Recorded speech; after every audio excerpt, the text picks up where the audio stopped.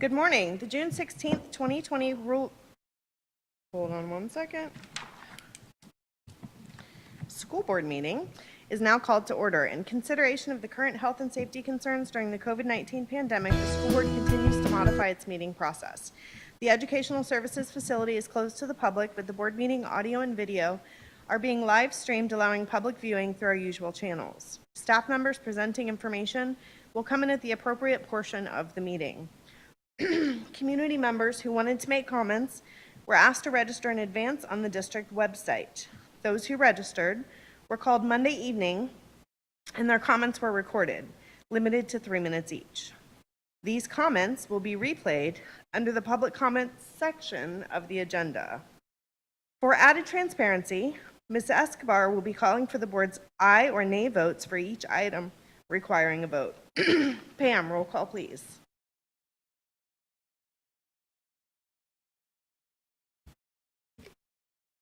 Mrs. Belford? Present. Mrs. Deskovich? Present. Mrs. Campbell? Present.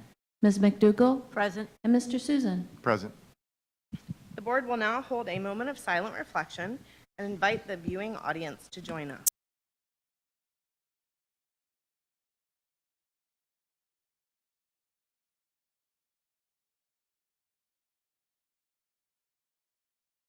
Thank you. We will now say the Pledge of Allegiance. Pledge allegiance to the flag of the United States of America and to the republic for which it stands, one nation under God, indivisible, with liberty and justice for all.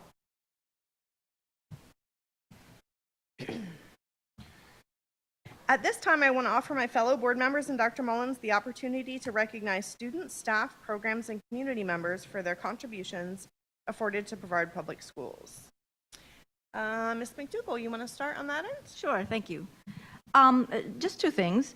I want to give a shout out to our art teachers. I think they're still called art teachers, or maybe they're called media teachers. But anyhow, I received a link to their art exposition. Am I saying that right? We have some gifted art teachers. They are absolutely amazing.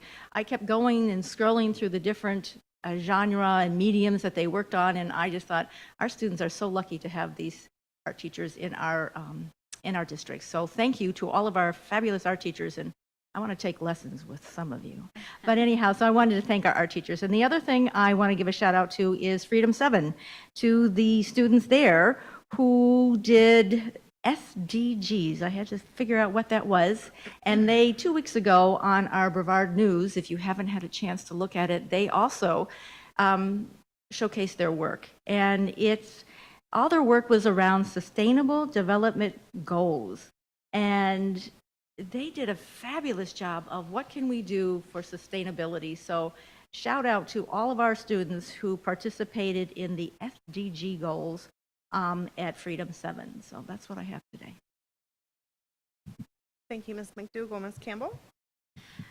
Thank you. So I've got two. First one is our PI program, our Partners in Education program. I'd appreciate so much Deborah Foley and Sarah Allman for the work that they're doing, even in the during the pandemic time, because usually they have a once a month meeting where they have with our PI coordinators from each school and our business and community partners, and they share their needs. Well, they are keeping that going.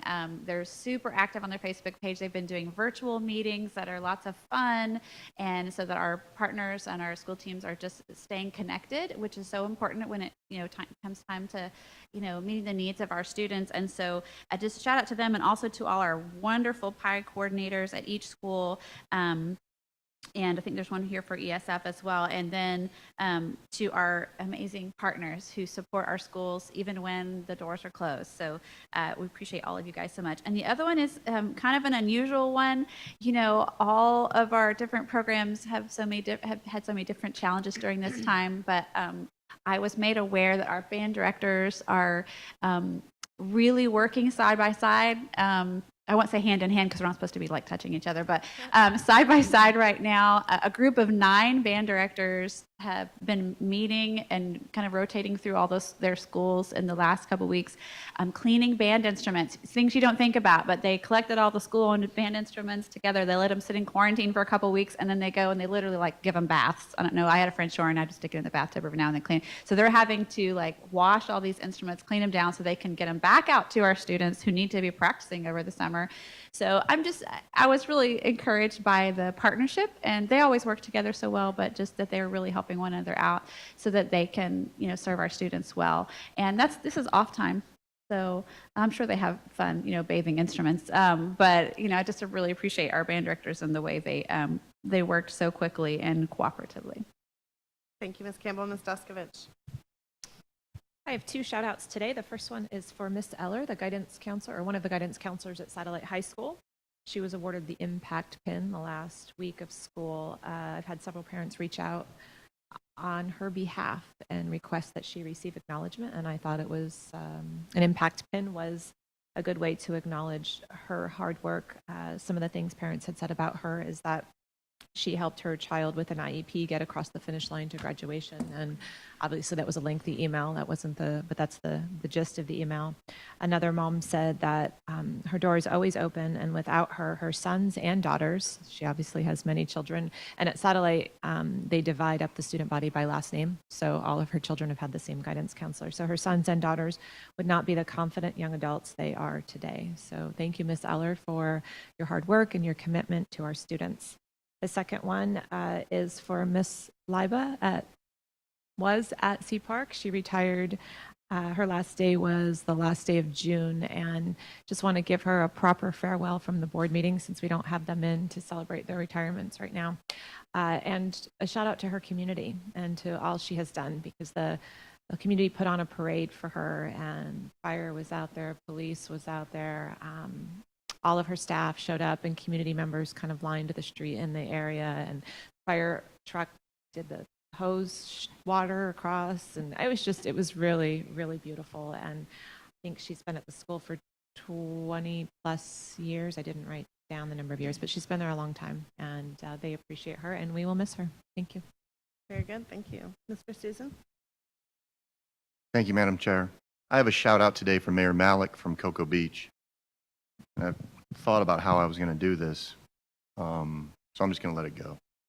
So last week when we were sitting here and we were discussing whether we would go ahead and fund the track for Vieira, there was a lot of negative connotation that got thrown on Vieira, and that was completely unfair. Completely unfair. These parents had been raising money for 2012. They had a track that was 13 years old. They were just working as a families to try to raise the money. And nobody in here, this isn't for anybody in here, this is for the public. Those people are small. Those individuals that came out against those families didn't understand that they were raising money for Rockledge's track, and that because they didn't get it, they got put back a year and a half at Rockledge to raise money to redo theirs. That Vieira got put back a year, and I'm sick and tired of people out there saying that this is us, this is mine, this is what I need at my track. I was over at the AAU, and Mayor Malik came up to me and he says, Matt, I heard about what happened at Vieira. I'm so sorry. We've got a track at Cocoa Beach. How do we do this? And I said, you know what, Mayor? You're talking to me, because I was trying to represent 2 of my things in the district. I know you guys are over there. How do we do this? Not as an individual school, but as a group. How does Vieira, Cocoa Beach, Rockledge work together with community partners? And so Mayor Malik and I started talking, and we are going to put together a group and a guideline set for mayors, for local health providers, for local businesses to be a part of that track and fundraising effort. Because what it takes is, not many people understand that these are community tracks, that when Satellite was getting theirs, I got emails over the break that people couldn't access it, that were teachers that were in my district that drive over to yours so that they can run on the track because they have bad knees and it's an amazing opportunity. And I think that the community in general, if we work together, we can accomplish all of these, whether it's Titusville, whether it's Palm Bay. But if we have a footprint that they say, yes, the local health providers can come down and they can do health and wellness stuff out on the track as a group with the city officials and with the elected officials, and the businesses can bring out their employees and do 5Ks. it can become the center point for all of our community organizations as far as health and wellness. And we know with the raising diabetes and everything else that's going on out there that this is something that's needed. So my shout out was to Mayor Malik because, you know, I was sitting there for a little while. I was really upset about the way that we had some negative connotations about Viera. And he came out and said we. And he was one of the few people from the community that came out and said, how can we work together? So that's my shout out today. Thank you. Thank you, Mr. Susan. Dr. Mullins?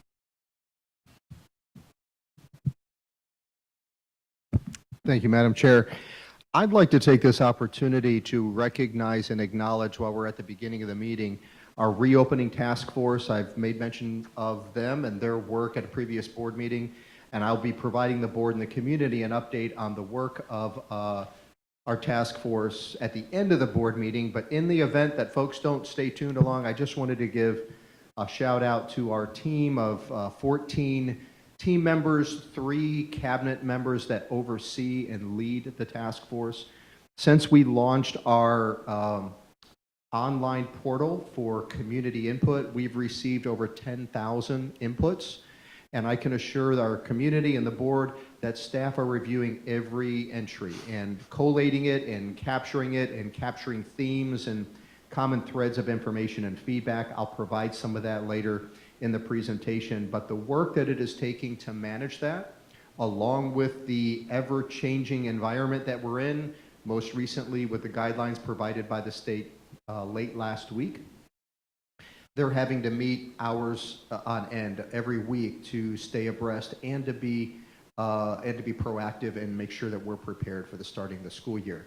So just wanted to give our team a shout out across Brevard Public Schools, all areas, as well as our local health department leaders and officials who are participating, and let the community know at this point we will be moving toward having a reopening plan by mid-July, which will be addressed more in my presentation at the end of the board meeting. Thank you. Thank you. I just want to second the recognition of the task force. I know that we all have been getting lots of emails from constituents about so many different issues with regard to our schools being reopened and access to campuses and that sort of thing. And so not only have they been doing the really tough work of monitoring all of that feedback online, but I know I personally have been reaching out to them on a regular basis to ask them questions so that I can respond to constituents as well. So thank you very much to all who are working to try to make things move as swiftly and safely as possible. We appreciate it. And then I'm going to also give a shout out to our procurement team. I know, I think the email was copied to all of you all, but we'd received some information about thermometers or something, and Chris Moore said, we've already got our order placed. They will be in. We've got a shipment coming in. I think they were coming in Monday, and we've got more coming in for reopening. And just want to thank procurement as we still struggle to get the things that we need to keep our homes and our environment safe. Our team here at the district has been working really hard to make sure that we have all those things to ensure that we have a safe return for our students and faculty as well. So thank you to Christy and all of our procurement team for making all of that happen. All right, that will bring us to the adoption of the agenda. Dr. Mullins, I believe you have some info for us. Ms. Belford and members of the board, on this morning's agenda, we have 1 presentation, 22 consent items, 4 action items, and 6 information items, and an item in the superintendent's report on school reopening. Changes made to the agenda since being released to the public are as follows. A7 on administrative staff recommendations was moved under action to item G34. Item F16 on administrative and professional reappointments was revised. Item F9 on senior cabinet reorganization is an addition. Attachments were added to the budget update presentation and the school reopening update. That's it.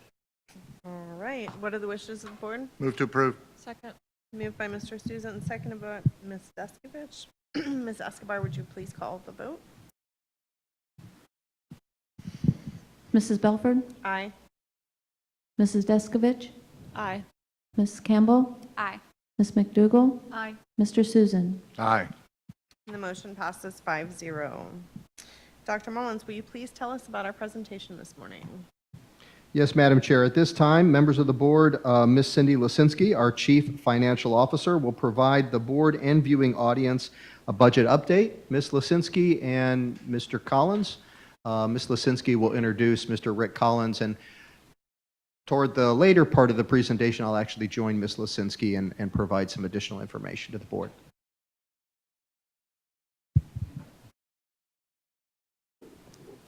So good morning.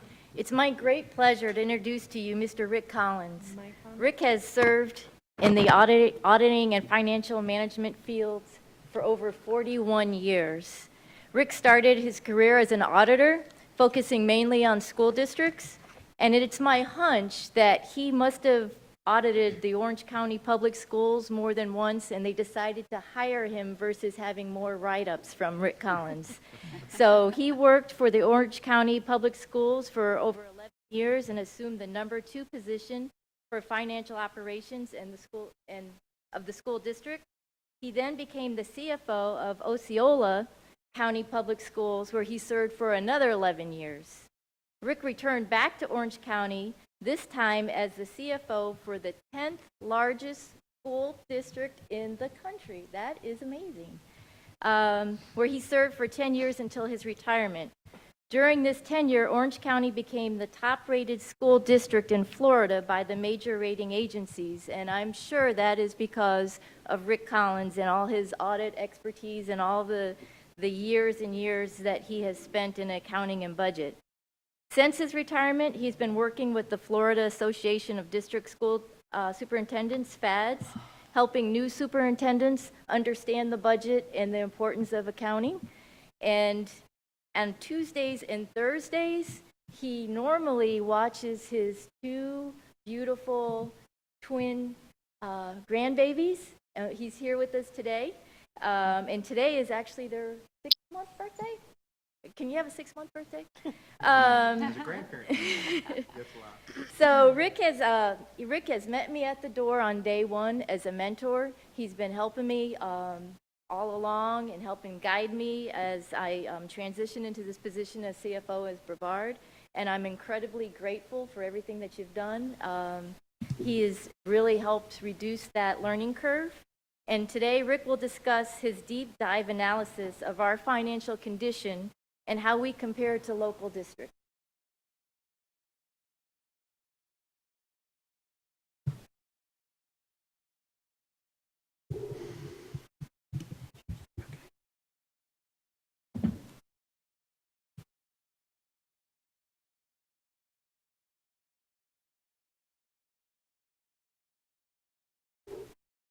Well, good morning, board members and Dr. Mullins.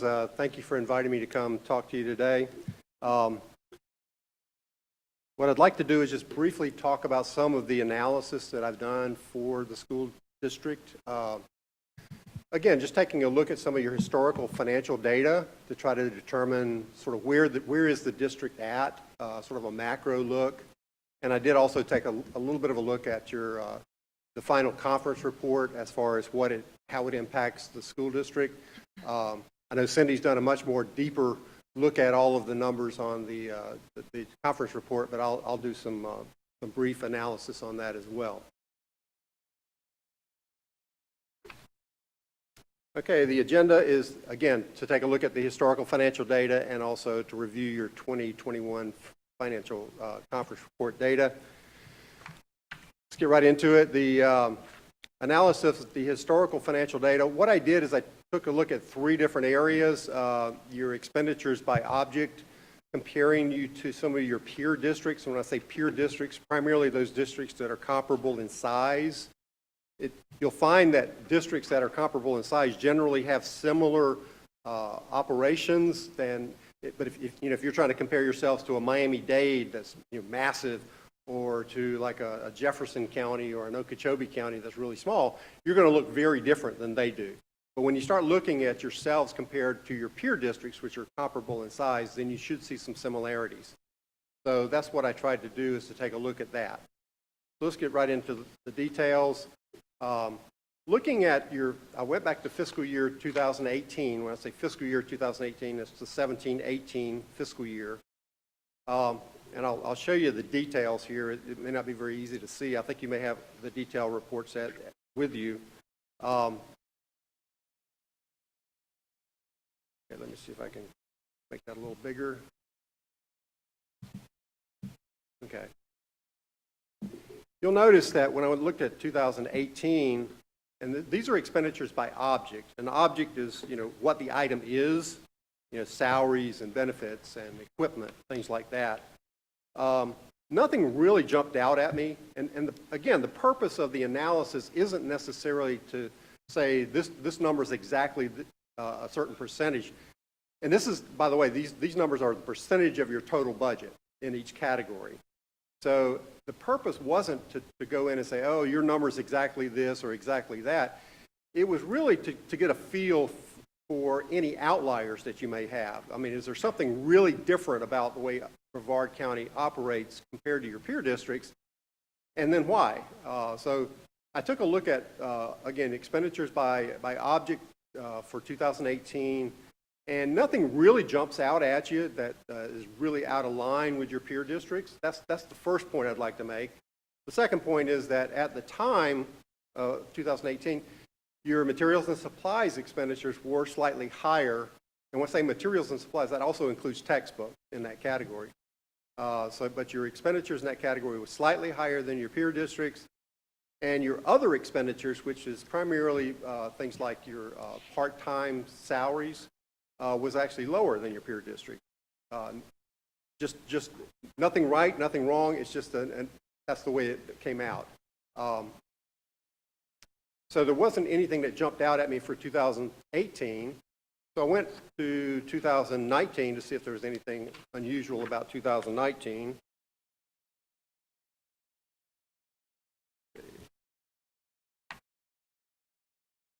And again, nothing really jumps out at you as being out of line. I've done this type of analysis for several school districts throughout the state. So it's amazing what you find out sometimes when you start looking at comparisons with your peer districts, but Brevard doesn't really stick out like a sore thumb in any particular category. Again, your other expenditures here are slightly lower than your peer districts, and that just has to do with how you're classifying certain expenditures. Okay, let's move on.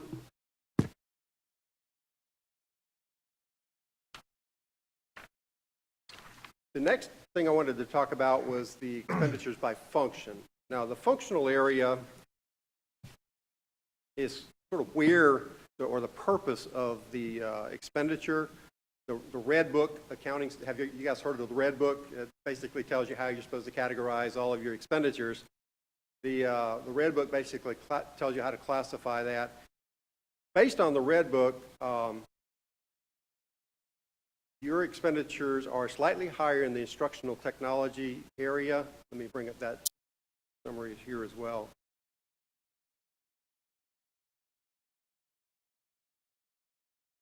Okay. Again, your instructional technology area, slightly higher. Again, that's technology that's purchased for use in the schools, for use for instructional purposes. So being a little higher in that would be something that you would actually be proud of. Your general administration area is way down as far as a percentage of your total expenditures. It's an indication of efficiency of the operation of the superintendent and his staff. It may also be an indication that you're classifying expenditures with some flexibility based on the guidelines in the Red Book.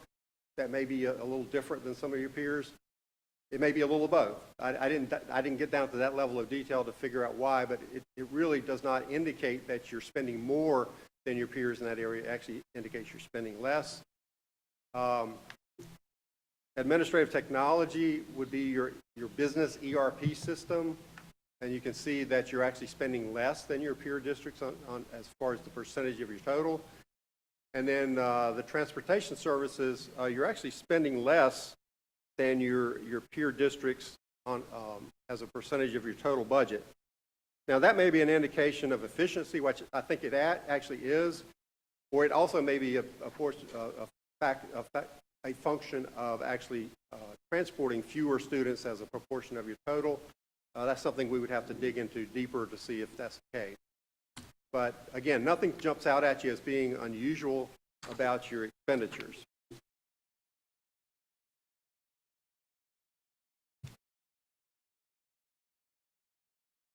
Okay, this area I wanted to spend a little bit more time about over. It's basically your reserve levels of the school district.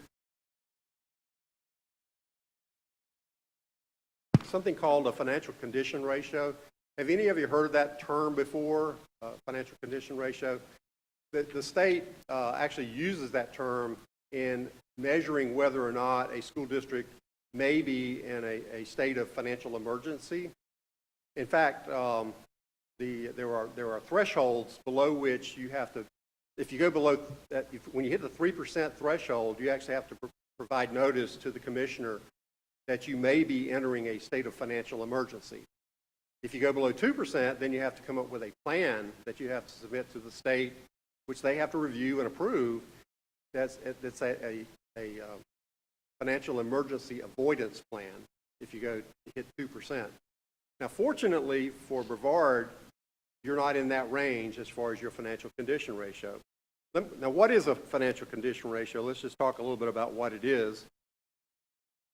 GASB 54 actually determines how you classify your year-end fund balance.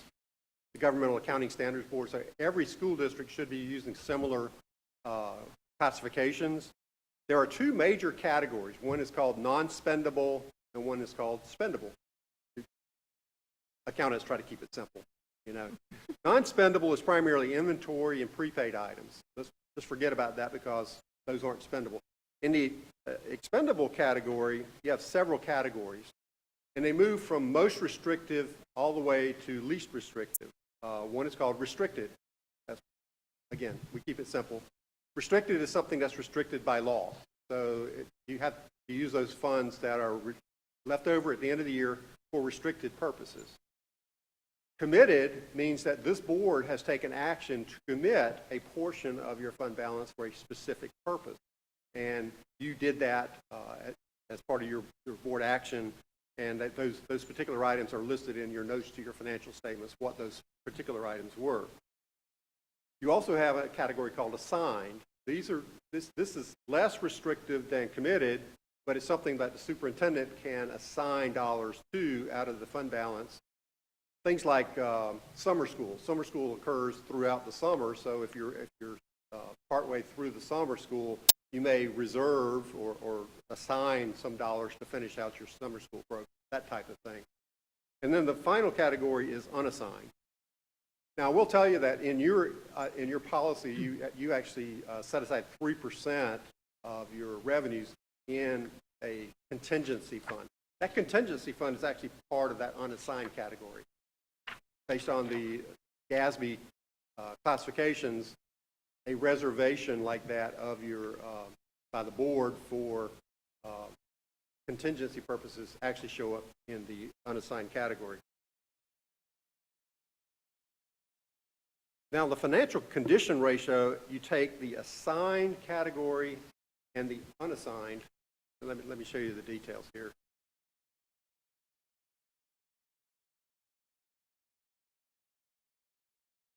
Okay, so you take these last two categories of assigned and unassigned, and you divide it by your revenues. So that's just the mathematical process for calculating the formula. In your case, you're at 8.24%. Is that good? Is that bad? What does it mean?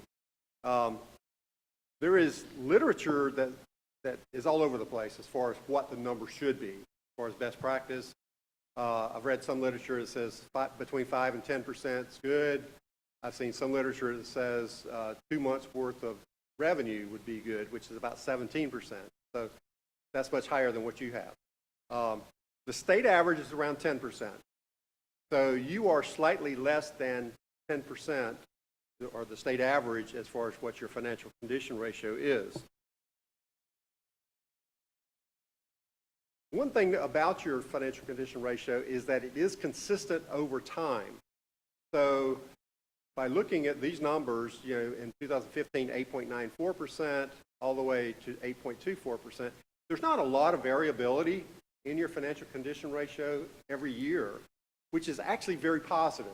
That's an indication of strong financial management and effective financial management by your superintendent and staff. So that's actually a good thing.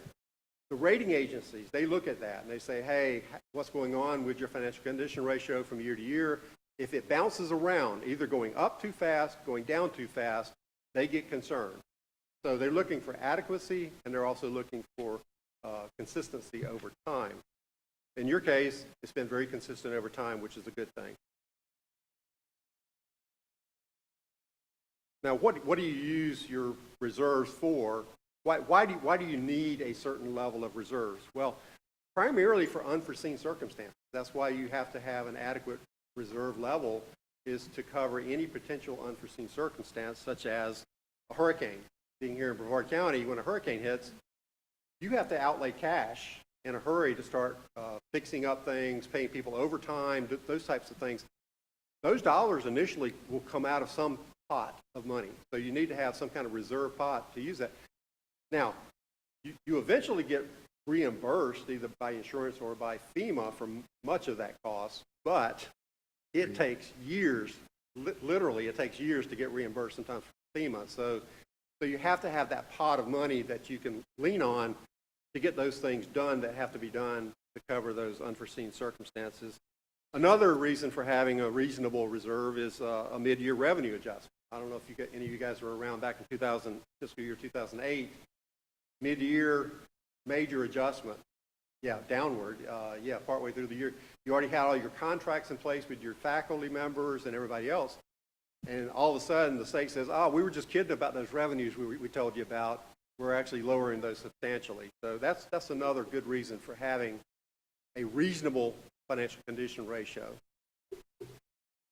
I think I covered all the points on the slide, so I'll just move on.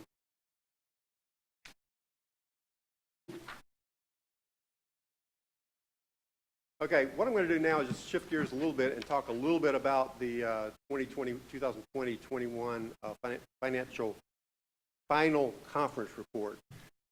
One of the categoricals this year was kind of confusing, to be honest with you, is the total funds compression allocation. So I was asked to take a look at it and see what happened. The purpose of the categorical allocation is to move your total per student funding of districts that are below the state average closer to the state average. So it's a noble purpose. So those of you who are being funded on a per student basis less than the state average, you're trying to move closer to the state average. So that's what that purpose of that additional funding is for. And what they do is they look at your total per student funding and they say, okay, we'll give you 25% of the difference between what you're getting and what the state average is. And so that moves you slightly towards that state average. However, there is a little bit of a caveat. The state legislature only appropriates a certain amount of money for that categorical. So they'll do the calculation and say, okay, you're entitled to this amount of money, but then they'll look at their bottom line and say, but we don't really have enough to fund that, so we'll do a proration of it. So that's what happened for the 2020-21 conference report. Let me show you the actual calculation here. Okay.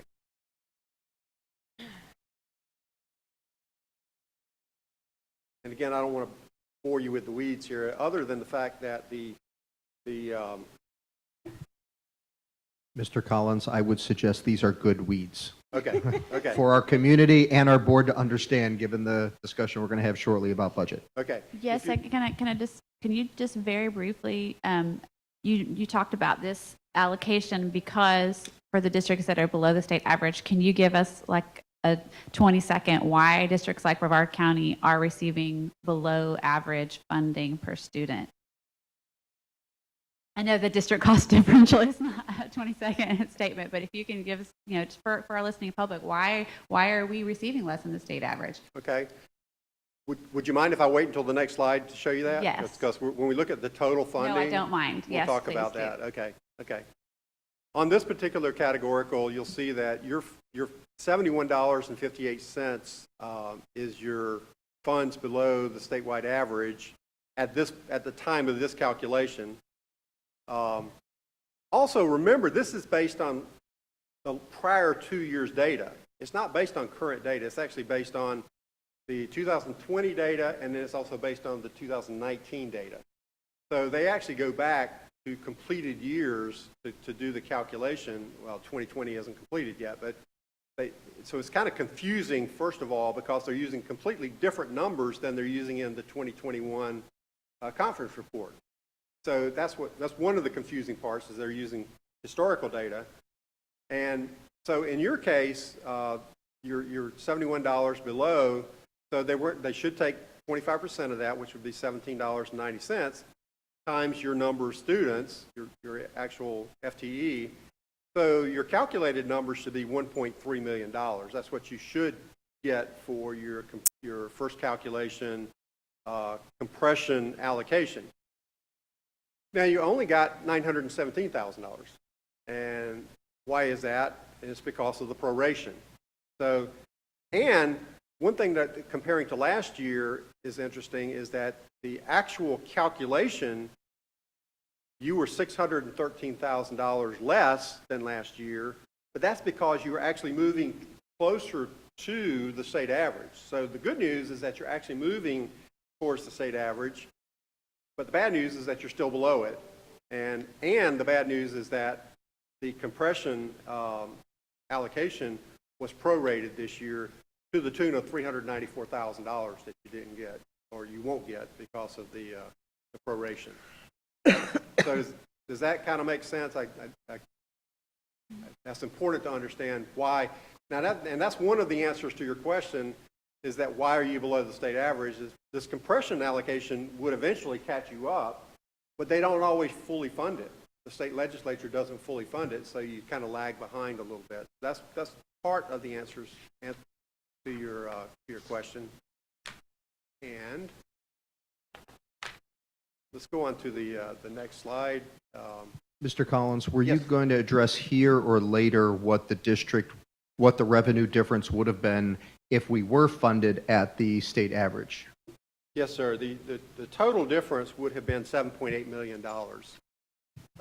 That's actually on a summary slide, but I'll mention it now as well, is that if we were actually funded at the statewide average for the 2021 fiscal year, your total funding would be $7.8 million higher than your proposed budget will be for 2020 and 21. Okay. Yeah, let's move right on into that next one, which is the look at the total conference report. And I'll bring up the slide. It's kind of a busy slide, but I'll kind of explain what it means. If I can zoom in a little bit. I'll just leave it out there. You guys have a copy of it. But what I did is I just took a look at your peer districts to see how they're funded, and look at Brevard County, how it's funded on a per FTE basis. So the left side of the screen here just shows the total numbers coming right out of the conference report. And then the per FTE is a calculation showing what each of your school districts would look like on a per FTE basis in each of the categories of the FEFP calculation included in the conference report. So a few things to note is that your tax base is actually stronger than most of your peers, except for Volusia County. And you can tell that in several different areas, like the 0.748 mils compression. You'll see that, again, that's another compression allocation, but it's just compressing the discretionary millage. And you see that Volusia is only $82.80, you're $111 to get to the state average.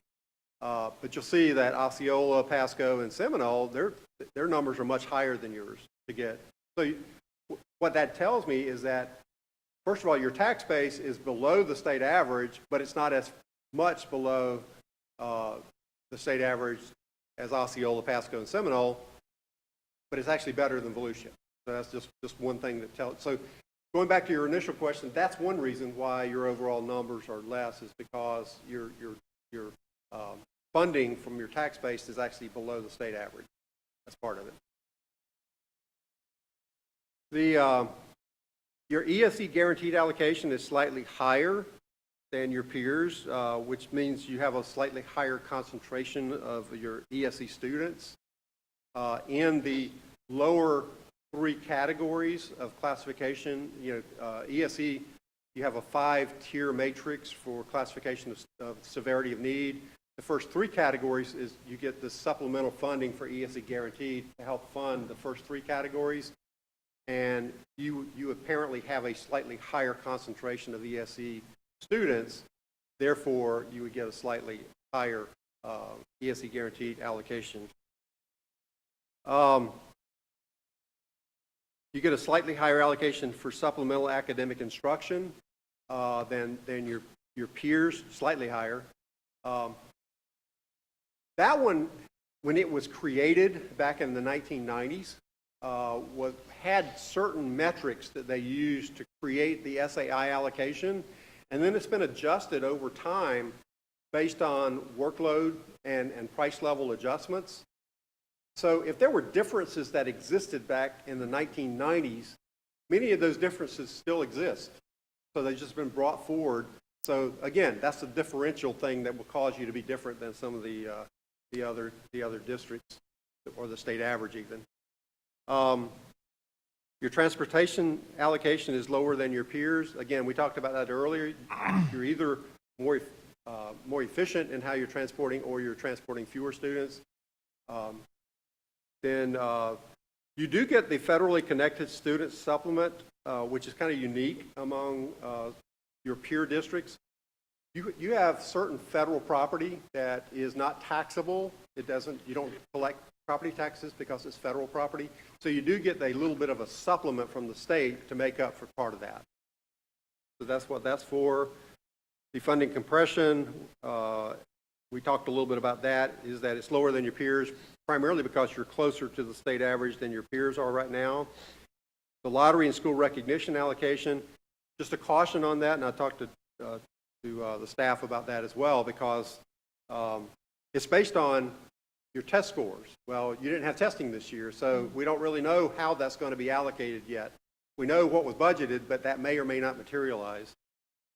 And then finally, looking at the report, all of this may be garbage. I mean, we don't know what's going to happen once the governor steps in, because the governor hasn't approved this yet.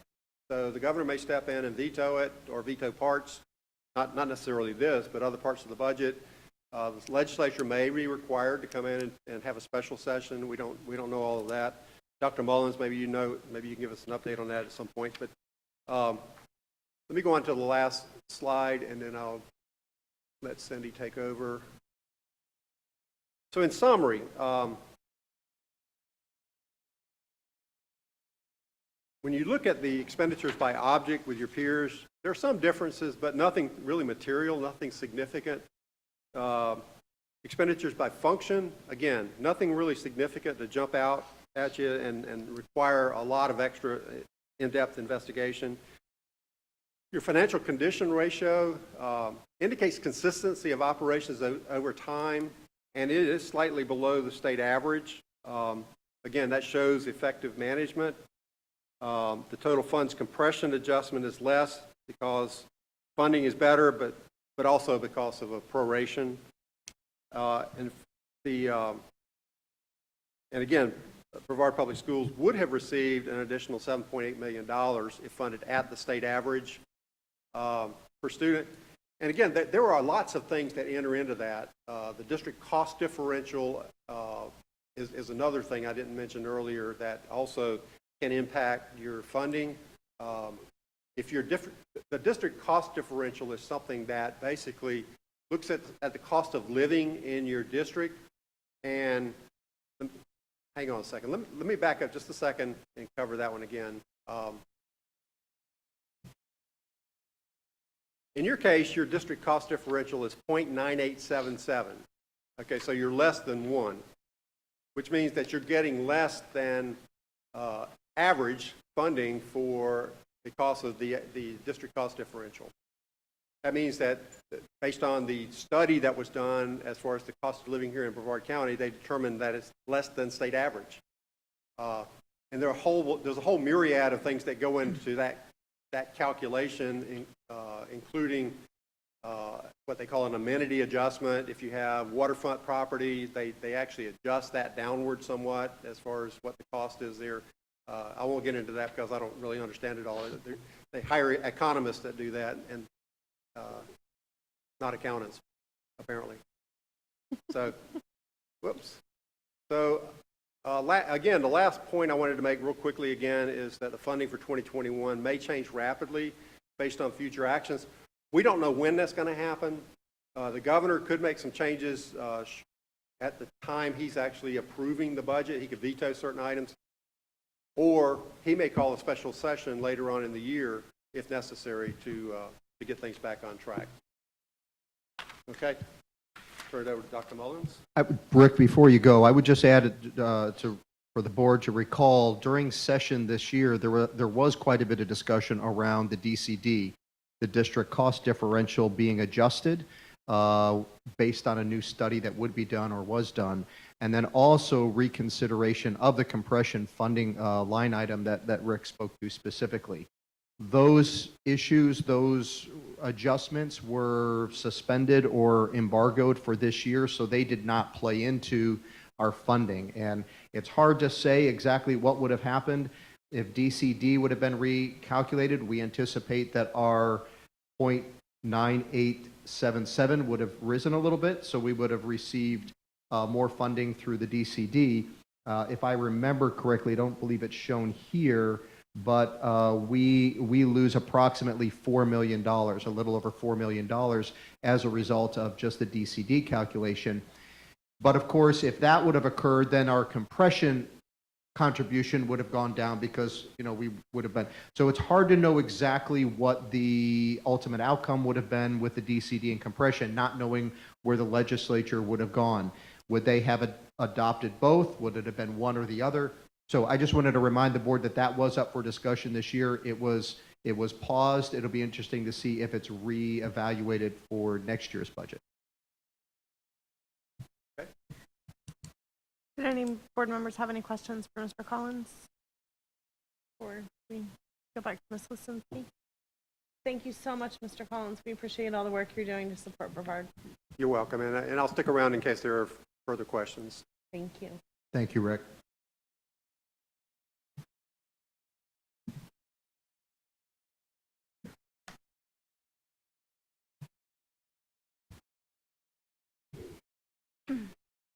So as I stated during the April budget workshop, there is no greater indicator of a child's future than his or her education, and Brevard Public Schools takes this charge incredibly seriously.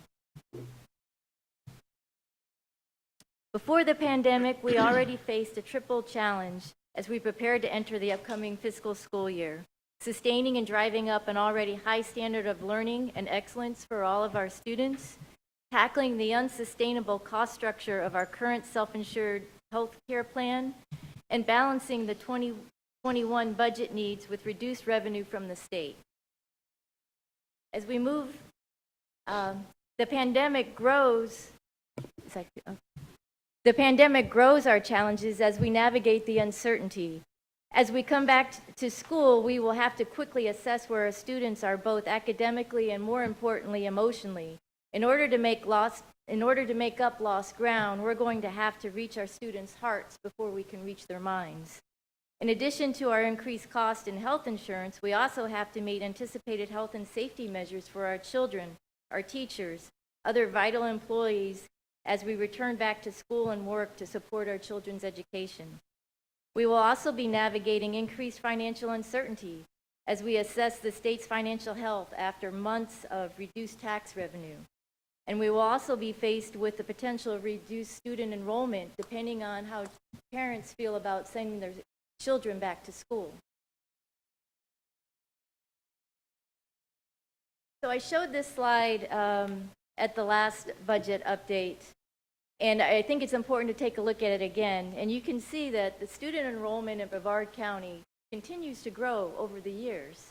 However, the Brevard Public Schools enrollment is projected to decline for the third year in a row, while the charter schools continue to grow.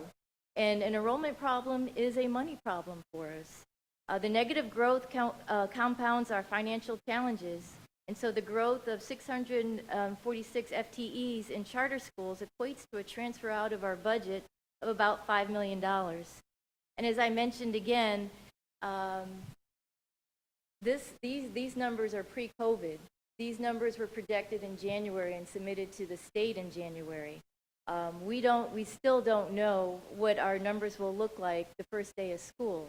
We're hoping, the task force is doing everything they can do to make sure that the schools are ready day one and that they're safe and that we're ready for our children, because there's nothing more important than the first day of school. You only have one first day of school, and we need to be ready. They needs to be great, and it needs to be safe. So I think that we're on our way of doing that. But again, enrollment could further decline, and if that does, depending on the number of kids that don't come back to school, that could be a significant shortfall for us that we'll have to cover.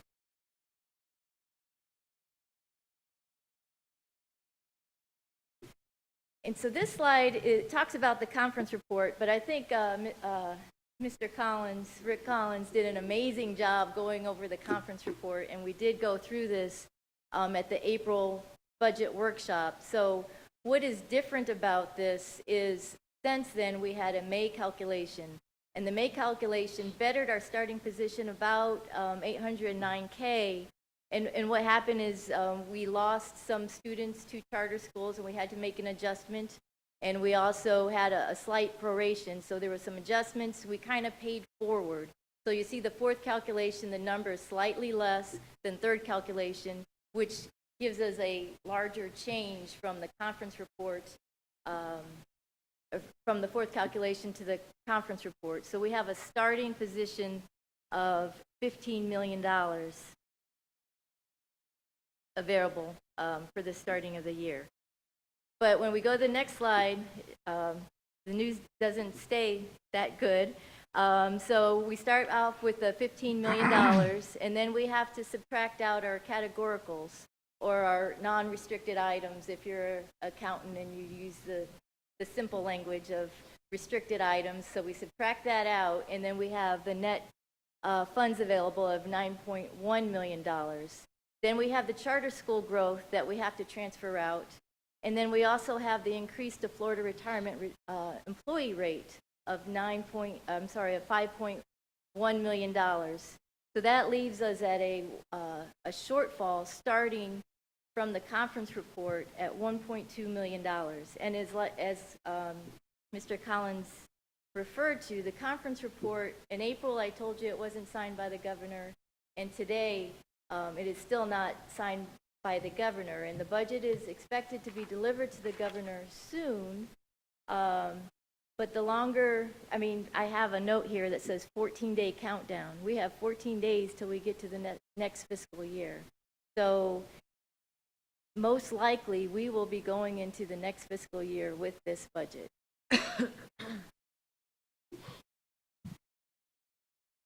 Okay. So healthcare insurance. So we face, like many other school districts, some very difficult challenges managing a self-insured health plan.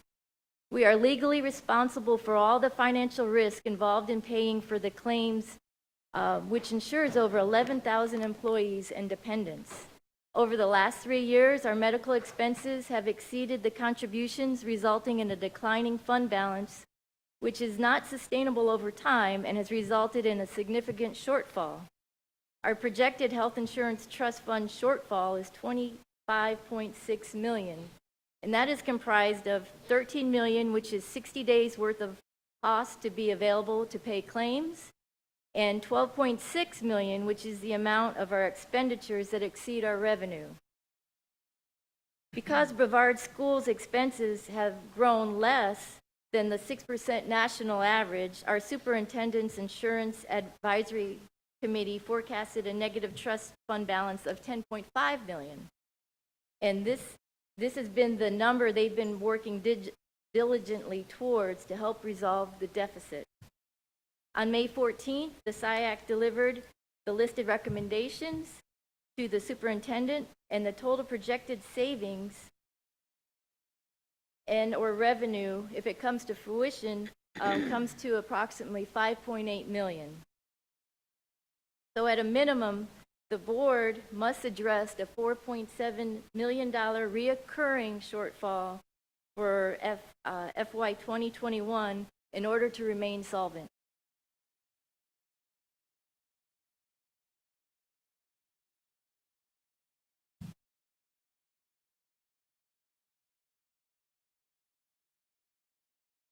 So as we move into next year, this is a list of our current minimum budget requirements.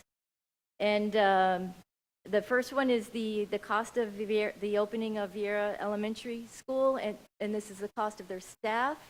We have to continue to fund the longevity differential, security cost increase of our SROs to keep our schools safe, and again, the health insurance trust fund of $10.5 million. And so that is our projected total budget deficit today. And if our potential health insurance fund savings for the SIAC recommendation come to fruition, the $5.8 million, we will have a minimum projected total budget deficit of $7.1 million starting the year.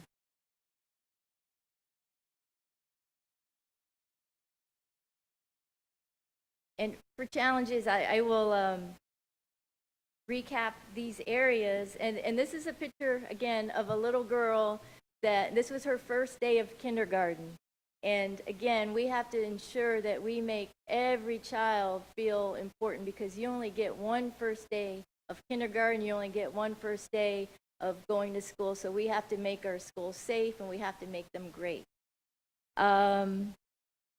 As we look at FY 2021, we not only have to address the realities of the pre-COVID enrollment decline, but we must quickly assess the impact of the COVID on enrollment as we open schools this fall. Lawmakers passed language that increased the employer rates for the Florida retirement system.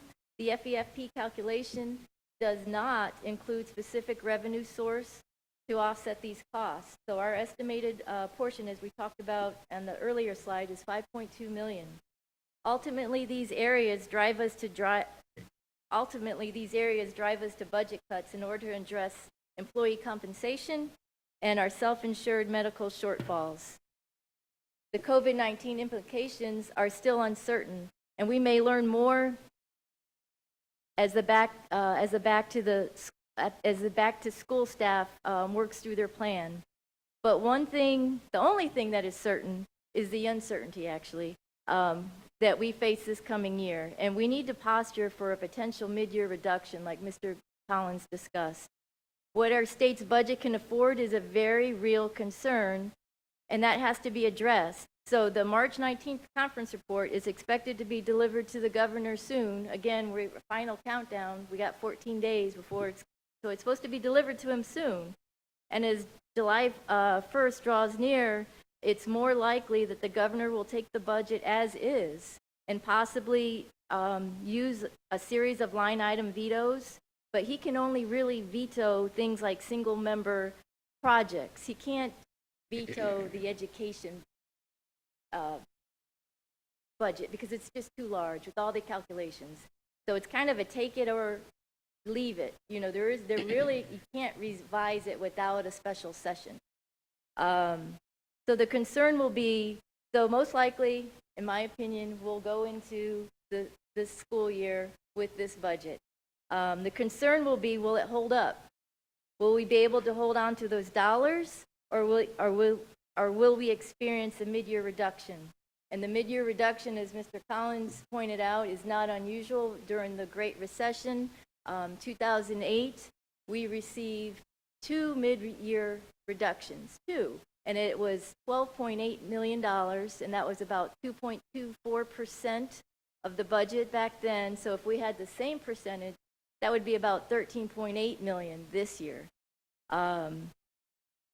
So we would have to absorb a 13.8 million, or we could potentially have to absorb that kind of caliber of a number at mid-year. The state's March tax revenue was down by 800 million, but they did have, in their January, February projections were up about 200 million. So kind of down 600 million in March. The next big major report, they call it the May report, will come out on June 25th, and that will report the April tax revenue, and that is expected to be down more than the 800 million because that's when we were under lockdown, right? So we'll see what that looks like. And then the state will have a better picture of the revenue they may lose and then the factors to the equation that they need to see if they can get through. So they're going to take a look at CARES Act funding. They're going to look at their reserves. They're going to look at line item vetoes, and they're going to see if they can save this budget. Got 14 days to see what happens. And what we do know is they have about $5.9 billion in untouched CARES Act money, and they have about $4.6 billion in state reserves offset. Now, you know, if they were to use all of their reserves this year, then that would cause concern for the following years because they would have to replenish their reserve. So as we consider all these challenges, we must actively manage our overall financial condition. I believe it is necessary to hold back as much savings and reserve funding as possible until at least mid-year while the state fully assesses its financial health. I think I covered that slide. Any questions? And then we talk about the CARES Act update.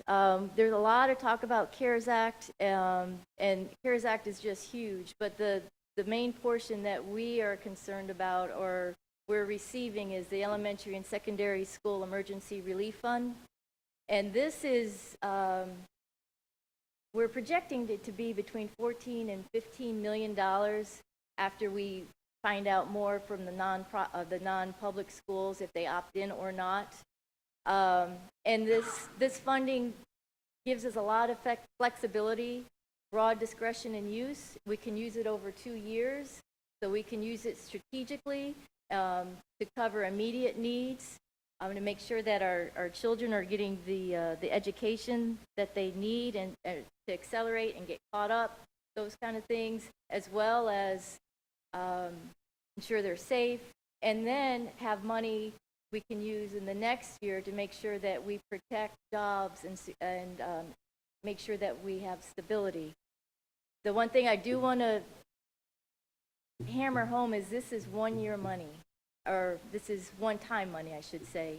And so it's meant to fill gaps. It's meant to build a bridge over maybe the next 2 years, but it is 1 year money. It will not solve some of the issues that Dr. Mullins is working with for funding that we will need over the years. And then you can see here the current priority areas that we plan on using this funds for: academic enhancements, technology, health and safety, and workforce stabilization.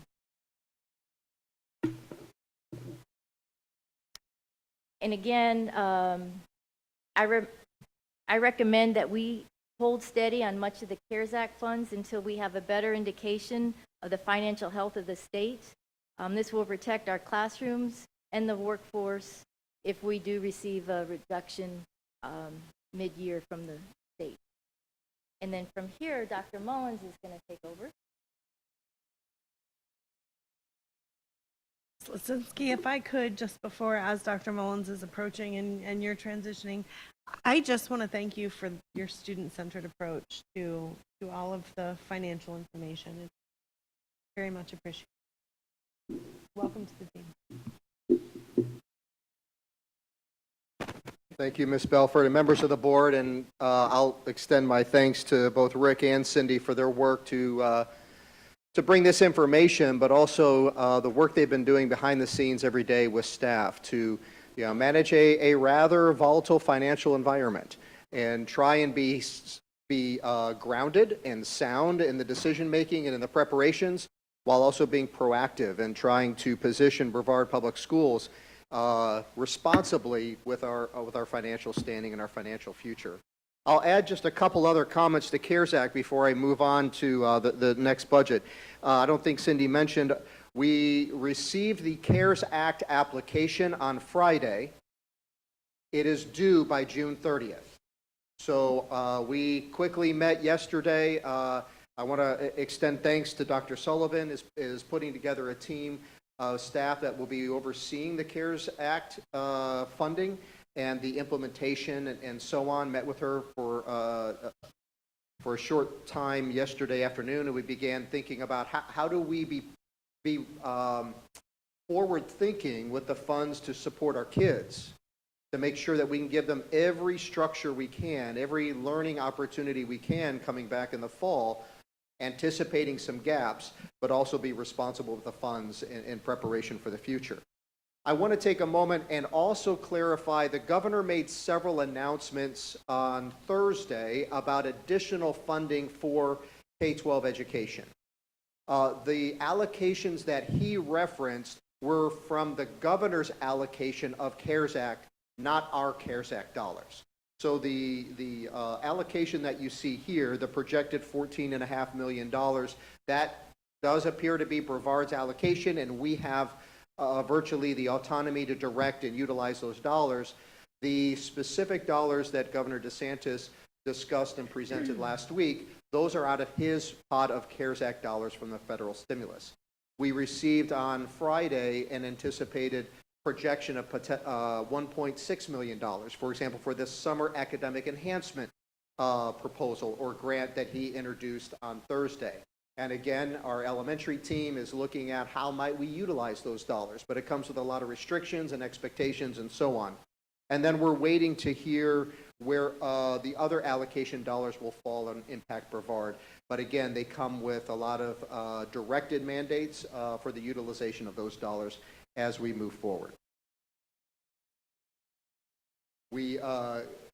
Robin Ward, our grant coordinator, has indicated that every day she looks to see if another DOE toolkit has arrived in reference to the CARES Act funds and future funds. So we'll keep the board apprised as we learn more moving forward. So now I'd like to move into how are we going to address our budget reduction situation, or our budget shortfall situation with reductions moving forward, particularly as we're facing a new environment with COVID-19. But I want to begin actually with the board's charge several months ago now in looking at a plan towards increased compensation. And that began with a look or an analysis of particularly areas that we could save money in going forward. Little did we know we were going to be facing a difficult financial year, or certainly had no indication or conception of what a global pandemic would involve. One of the areas we looked at was our dual enrollment program. It was suggested, do we need to, and should we be spending the money on dual enrollment? Our dual enrollment program across the district, I would suggest, is one of envied across the state. But nevertheless, dual enrollment is not an area where we can make cuts because it is a statutory requirement in Florida state statute. We do spend approximately $4 million annually on our dual enrollment, ultimately saving students and their families at least that equivalent of college tuition. I would remind the board and share with our community, how do we know the effectiveness and the impact of our dual enrollment program? Well, for the second year in a row, Brevard Public Schools has graduated over 400 seniors who walk across the stage and earn their high school diploma while also earning an AA degree from Eastern Florida State College. That is in large part because of our commitment, our engagement, our partnership with Eastern Florida State College to provide our students a robust access opportunity to avail themselves to college courses. And we've created a real cohesive pipeline and journey for our kids to be able to acquire that while they're in our schools for high school. How do I know it's better than others across the state? Well, I will compare us to another district south of us that starts with the letter B. That's 2.5 to 3 times our size. And the last calculation I received, they had, when we had 434 graduates with an AA degree, they had 250. So that gives a comparison of the impact of our dual enrollment program. One of the other areas we were requested to look at and analyze is what would be the financial impact of going from 6 of 7 periods a day in our secondary schools to 5 of 6 periods a day for students. And actually, it's a little counterintuitive, because the expectation or the anticipation is that if we reduce the number of courses that our students are required to have and the number of courses that teachers would teach, we would need fewer teachers. But actually the opposite is true, because 6/7 versus 5/6 is a larger percentage of students being taught by teachers. So we actually, in a 6 of 7 model versus a 5 of 6 model, teachers have more students. Therefore, we need fewer teachers. So if we were to transition to 5 of 6, it would actually cost the district additional money because of the need of additional teachers, approximating about $2.3 million. Now, you'll see at the bottom the actual calculation of how that is determined, so that our public understands exactly how that is calculated. Just as a reminder, if we were to reconsider a 5 of 6 day compared to 6 of 7, it would require graduation requirement changes. We currently have a 26 credit graduation requirement for our students because they are eligible to earn up to 28 credits.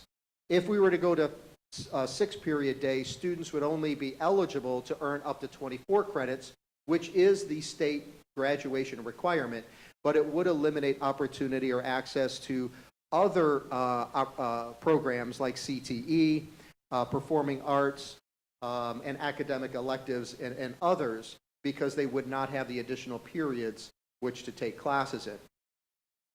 But I must acknowledge that a 5 of 6 period day for our teachers is certainly a work condition improvement, because they'd have less students, fewer students overall, resulting in fewer papers to grade and so on. But the 6 of 7 structure does provide exemplary opportunities for our students, and I just want to express my appreciation and shout out to our teachers for making these opportunities available to our students. That makes us a leader in the state.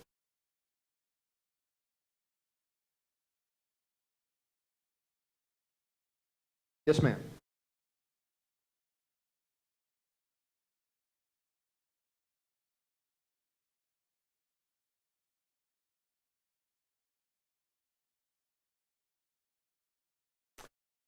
I'll just repeat your question for the public so that they know. Ms. Deskovich asked if the average teacher's salary cost of $56,000 is reflective of our average teacher salary.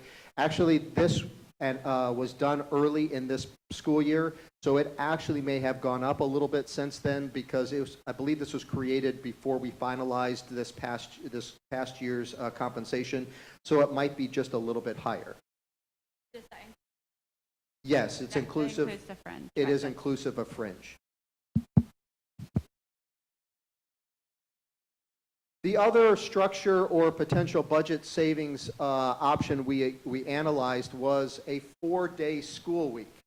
Interestingly, this was obviously this was pre-COVID. In fact, a shorter school week or work week, eliminating a Friday or a Monday, would save the district approximately just under $1 million. That savings would come from reduced expenses in transportation, primarily, and some utilities savings cost across the district. However, it is nominal when considering the impact to our community and for our students across the district. We've listed there on the left some of the pros to a 4-day school week, and then some of the cons or the challenges presented with this concept on the far right. Probably one of the largest drawbacks is the length of school day that would be required, particularly for our middle schools, which would extend the middle school day beyond 5 p.m. in the afternoon. And then with transportation, it would be getting students home, between approaching 6 o'clock in the evening. Given the nominal savings that this would present and the impact to our community, we did not pursue this as a cost-saving option. And you'll note that as we looked at it this year, implementation would not reasonably be possible before the 2021-22 school year. Another school model that we analyzed and studied was presented by a community member called multi-track, or the 4-track model, which is a year-round calendar that divides the entire student body and staff into different tracks. Now, it's important to note that this is not the traditional year-round school model, where the same cohort of students have 3-week periods off in between quarters throughout the school year, and they attend all through the summer. The 4-track model actually utilizes the schoolhouse for the months during the summer to add a 20 to 30% greater student capacity in that school. So we would expand the school year, but only 3/4 or 75% approximately of the students would be attending the school at any one time. And every quarter, 25% of the student body would then go on their break or intersession. It maximizes the utilization capacity of our schools. The savings comes in, you don't see an exact dollar amount of savings, because the savings comes from the consolidation of schools to then grow other schools. So it would be dependent on how many schools could be consolidated to increase the capacity, and the savings would come from not needing to fund schools, the schools that would have been consolidated. Some of the challenges that come with this concept is it eliminates any opportunity to get into schools to do maintenance when students aren't there. The board, if you'll recall, we are currently in the midst of 17 large capital improvement projects or renewal projects this summer across our districts, about 15% of our schools right now. It does not provide extended time for large facility improvements and projects normally completed over the summer. It does provide a considerable disruption to our community. As we analyze this, it would be very difficult to consider a 4-track model for high schools. It is a feasible model for K-8 or elementary and middle schools.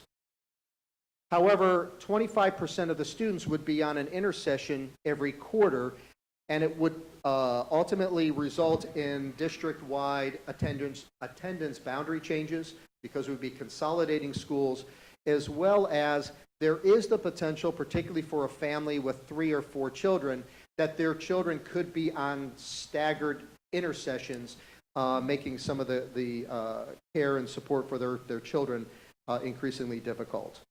As I shared this concept or this model with the Community Ambassadors Council that I was meeting with since October, up until our school closure, and then I've continued to meet with the Ambassadors Council virtually since then, this did not emerge as necessarily as a model that the council felt the community would necessarily consider as a first option for either budget savings or as a revenue increasing option.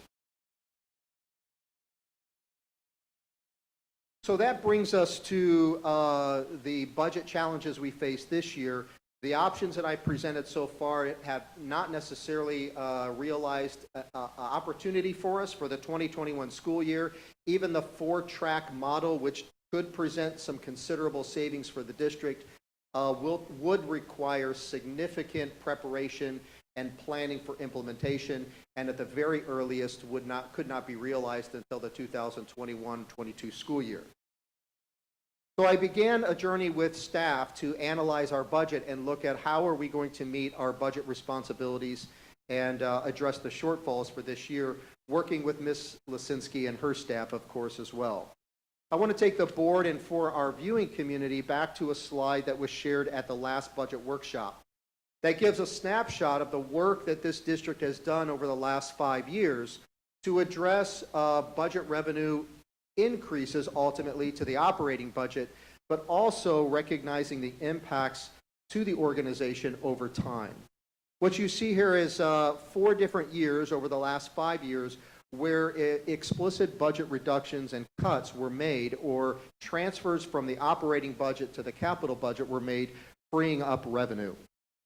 So you'll see down the first column is the description of the items that were cut or transferred. And then in the second column at the bottom, you'll see cumulatively over $11 million has been transferred to the capital budget. And the next column, you see personnel and staffing impacts totaling $9.4 million in freeing up revenue for the budget.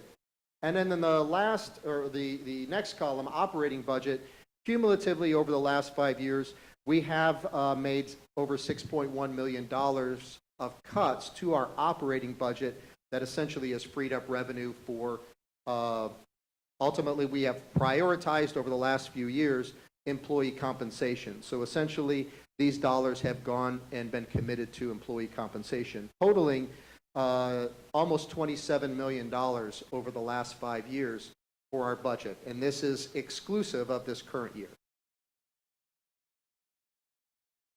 I commend the work that Cabinet and the district has done over the last several years to continually analyze and dig into our budget to identify resources that can be capitalized or utilized for compensation.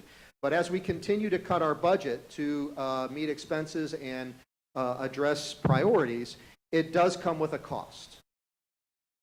When we continue to impact personnel, we are impacting ultimately the level of service we provide to our students and the level of service we provide to our families and community with our work.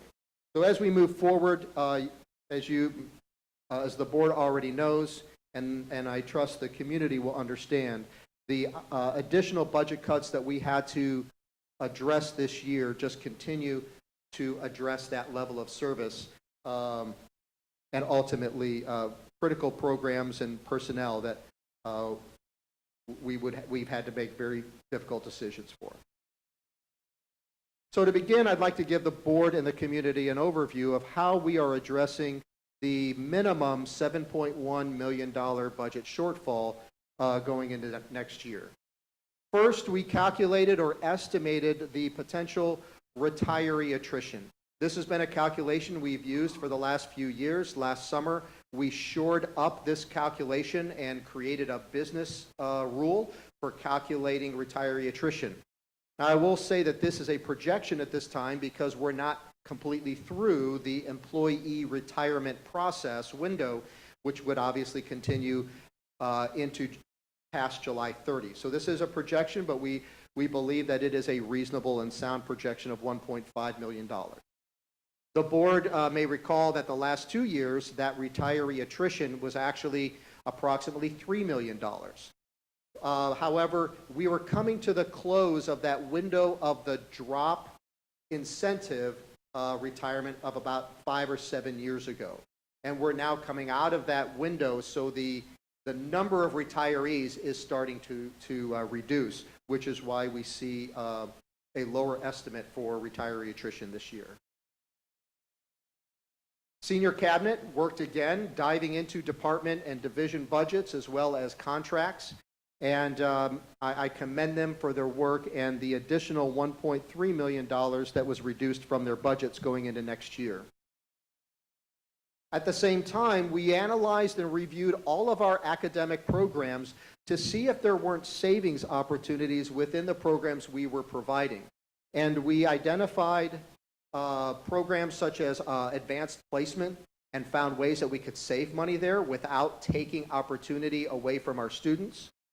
We analyzed students who were going into Florida Virtual School and how we might enhance our Brevard Virtual School program, and by increasing course sections availability for our students, we actually realized about $300,000 savings by increasing that program.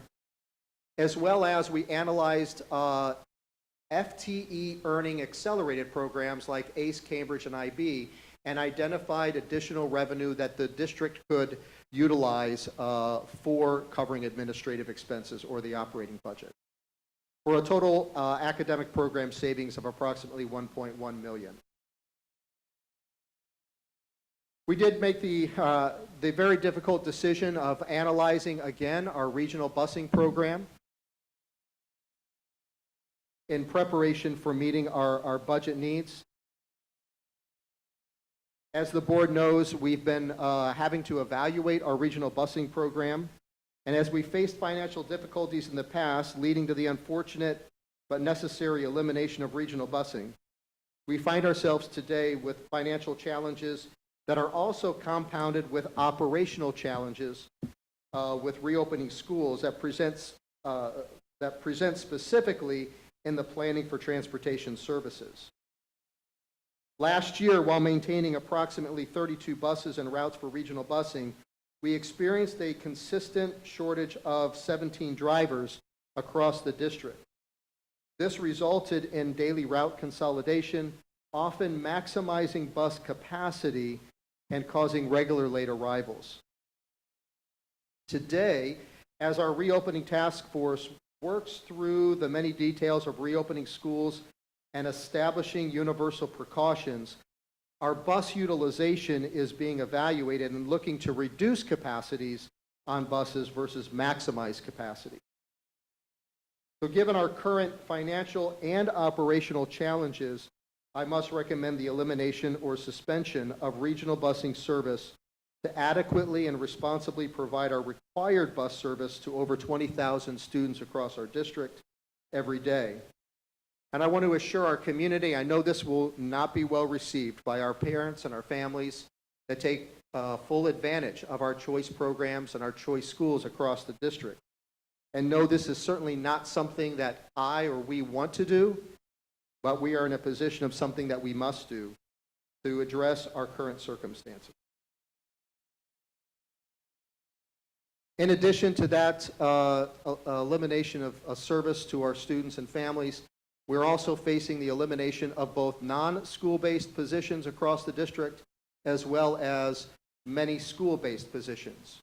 The board is aware, and we've already reached out to our media assistants in our schools and made them aware that we will be transitioning out those positions or transitioning the elimination of our media assistant positions across our schools, both in elementary and secondary, over the course of this year. We will provide them the stability of employment this year as we work closely with each of them through our Human Resources Department and seek other employment opportunities for them across our organization. We currently have 72 media assistant allocations with 4 of those positions currently vacant, which will not be filled as we transition out those positions in the coming year. The savings of the non-school-based positions and the school-based positions is approximately $4.5 million, accumulating a total recurring savings of approximately $9.6 million. In the next slide, I want to provide the board and the community a closer look at the non-school-based and school-based positions that we have, that we are prepared to eliminate. I want to emphasize here that at this time we have prioritized maintaining workforce stability and have not instituted any layoffs at this time and will not have to with these eliminations. The eliminations you see are either through attrition or they're positions that are currently vacant, as I instituted a hiring freeze back in January, February of the middle of the school year. In addition, there are some positions that are being funded for a year out of our anticipated CARES Act dollars to ensure that we can provide the workforce necessary to greet and meet our students with all the supports they need. For example, you'll see the elimination at the bottom of teachers on assignment positions as well as instructional assistant positions. We will fund the TOA positions out of CARES Act this coming year, as well as at least 10 of the instructional assistant positions. But the positions will be transitioned out in future budget years. But this year we have the support of those positions through CARES Act to provide additional stability as our schools greet and meet our students with high quality service. So here we come back to our current position and a summary of our standing. As Ms. Lisinski presented, we start this budget year with a $1.2 million deficit. Our known expenses going into the year approaching $13 million.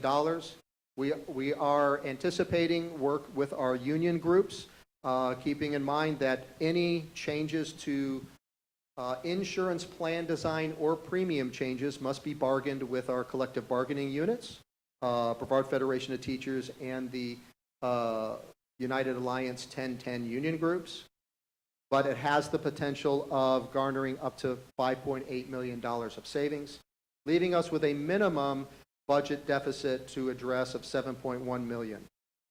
With the total recurring savings that I presented, that would position us with a remaining recurring savings of approximately $2.4 million. And those dollars would be used to address potential future enrollment uncertainties, any additional health insurance plan needs, compensation considerations for employees, and or any potential mid-year budget adjustments from the state. Now I'd like to take a few minutes and brief the board and the community on our non-recurring fund balance as we have taken the time to project what that would look like. So any additional non-recurring salary and non-labor lapse identified at a later date will be reserved for the enrollment fluctuations, mid-year holdback, and so on. The figures you see here, some of them are estimates, particularly the salary lapse. For the first time, we did a deep dive look at our salary lapse earlier than we have in the past and calculated what that would be through June 30. Let me explain what a salary lapse is I know the board is aware, but for our watching public. Salary lapse comes as a result of positions being vacant for a period of time, positions that were not filled, as well as when a person leaves the organization and we rehire a position and the new person may come in lower than the previous person in that position. So it all creates what is called salary lapse non-recurring savings. So our estimated savings is approximately $7.4 million. In addition, I've made the board aware that we have been capturing COVID-related savings, things like substitutes, utilities, transportation fuel costs. And every year we capture what are considered one-time savings through dollars that are not expended throughout the year. So our estimated captured one-time savings, including COVID-related savings, is approximately $5.9 million for a total non-recurring savings of $13.3 million. I know the board is very aware. For our public, we have a recurring health insurance trust fund annual commitment of $3.1 million. That must come off the top of any non-recurring fund balance. That has been in place since 2015, and we're obviously obligated to that commitment. In addition, it's been an ongoing practice of the district that workman's compensation has exceeded what is budgeted. So $2.9 million on average has been committed to that expense out of fund balance at the end of the year. In addition, I am recommending that $1.7 million be utilized to cover salaries of media assistants as we attrition or transition out those positions throughout this year. In addition, recommending we make a health insurance trust fund one-time contribution to offset the declining fund balance in our insurance plan of $5 million. So the savings of 13.3, taking away those allocations and expenses, leaves a $600,000 non-recurring fund balance at this time.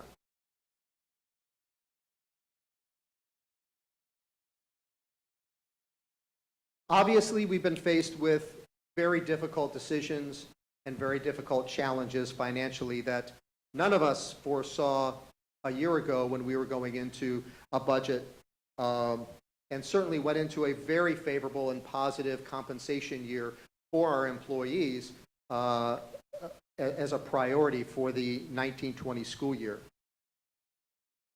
These decisions have become increasingly difficult as we're going into now the 6th year of budget reductions that will total over $35 million. But I want to assure the board and our public, as we have made these difficult decisions and brought forward these recommendations towards our budget for next year, that our number one priority has been to protect an excellent education for our children, for all of our students, every one of our students, while also protecting and supporting an effective workforce, because we know the service and the experience we give our kids is directly dependent on the workforce that we can put before them and around them.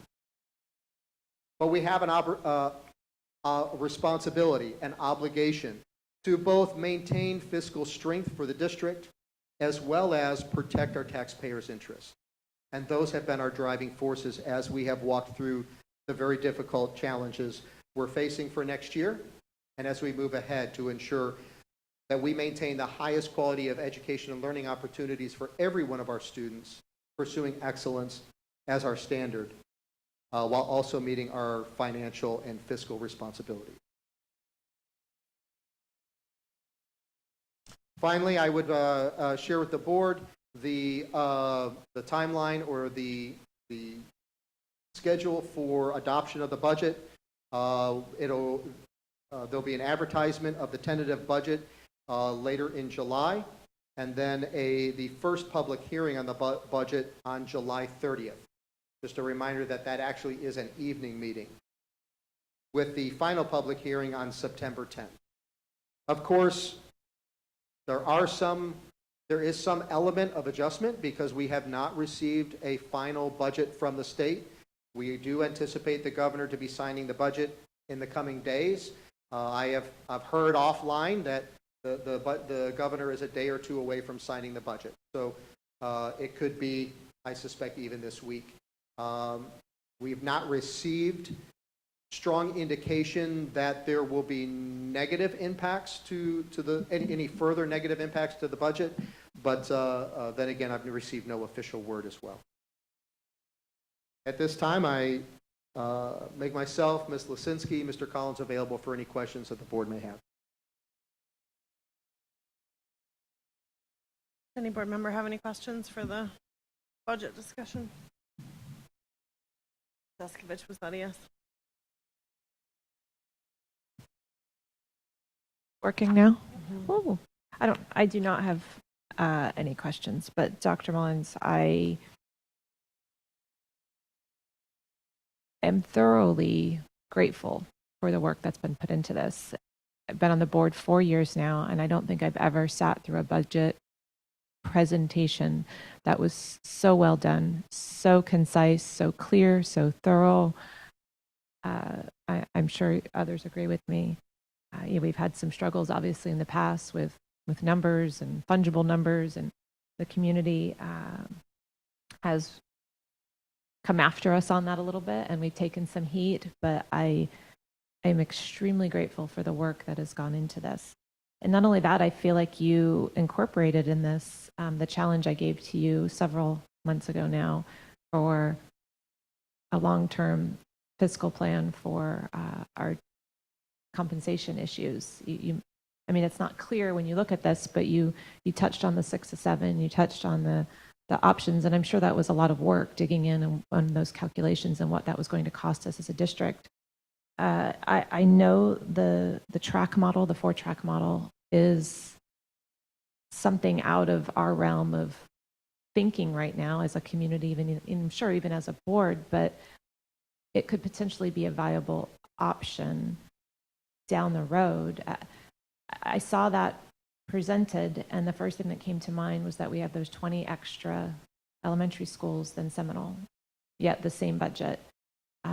It's not something our community wants to look at right now. I'm sure of it, but I would like us as a district to maybe keep looking at that model and seeing, is there a potential for education in our community for that to be a viable option, as we could consolidate and then give a bigger raise, consolidate, give a bigger raise. I mean, is that a potential for a long-term solution for one of our major issues of compensation?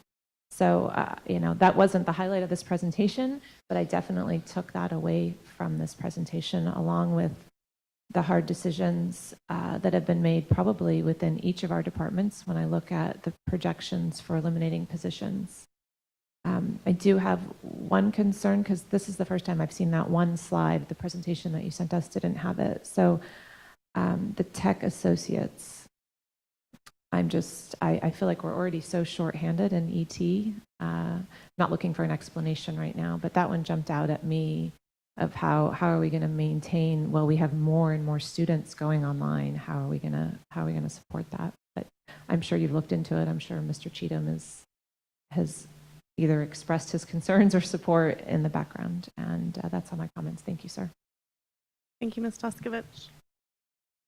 Ms. Belford, if I may take a moment just to respond. I want to use the opportunity to, one, just acknowledge senior cabinet's work to come around this very difficult circumstance. And every single cabinet member came to the table understanding that we all had to come together and address the challenge that was ahead of us, and really look at our work and the service we were providing and begin to prioritize. And Mr. Cheatham, he's the stand-up individual we all know him to be. I'm not going to tell you he's pleased about losing tech associates. I'm not pleased. But he knew that this is what we needed to do, and he accepted that work and challenge. And he is digging into his staffing and his allocation of the positions. I will say, for our tech associates that are out there, we have current vacancies in those positions. No one is going to be losing their job. There's going to be no announcement of that coming from this meeting. But there's going to be a reallocation of duties and responsibilities. And he said, we'll do everything we can to make it work and provide quality service. But I have to remind, I know our board understands it, I have to remind our public, we're in the people business. We serve kids, we serve parents, we serve our community, and it takes people to serve in that capacity. And when we take away workforce, we are at the place we can't maintain the same level of service we've always been able to provide and maintain. It doesn't mean we'll compromise the quality of service, but the level of response and turnaround time is likely to take longer, and we're going to need some grace and flexibility as we work through these adjustments and account for the reduction in workforce. It's no light decision that we're transitioning out our media assistants across our schools. I've been in, I think, just about every single media center in this district.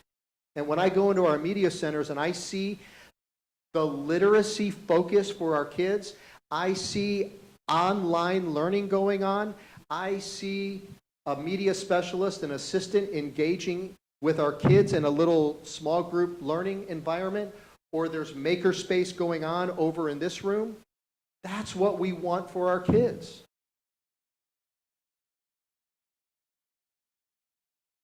But when we're facing these state funding challenges,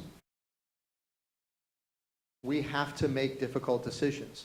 So I want to emphasize to our media assistants, this was not an easy decision.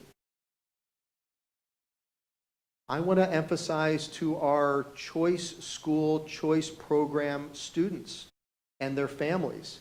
We've been through the challenges and the difficulties of eliminating regional busing in the past. Not what I want to experience again with our community. This is not what I want for our, we talk about equity, access, and opportunity. We're faced with the harsh reality that we've got to maintain access, opportunity, and equity for all of our kids, and regional busing, because it is an optional service, And now we find ourselves in a place with the additional compounded challenge of it being an operational, not just a financial challenge. It begins to impact and affect the equity, access, and opportunity of many other students in our other schools. And I don't want to put against and others. We want everything for all of our kids. I'm just trying to emphasize how difficult these choices and decisions have been for our district, and not where we projected to see ourselves 10 or 12 months ago. So I will make one last comment before I turn it back over to the board for any questions. I met with our principals last Tuesday, and made them aware of the difficult decisions that were coming ahead. And I asked them, I said, I don't want any one of our media assistants or our media specialists to receive this news from a letter or an email from me. They need to hear from you. And with love and compassion, I'm asking and imploring you, please reach out to them personally and have a sit down, have a conversation, and assure them that we're going to walk this out together. We're going to provide as much stability as we can in this coming year. No one is going to be laid off. And I know we're going to have media assistants or specialists respond to, displeasure or disappointment to this situation, and I understand. I share it.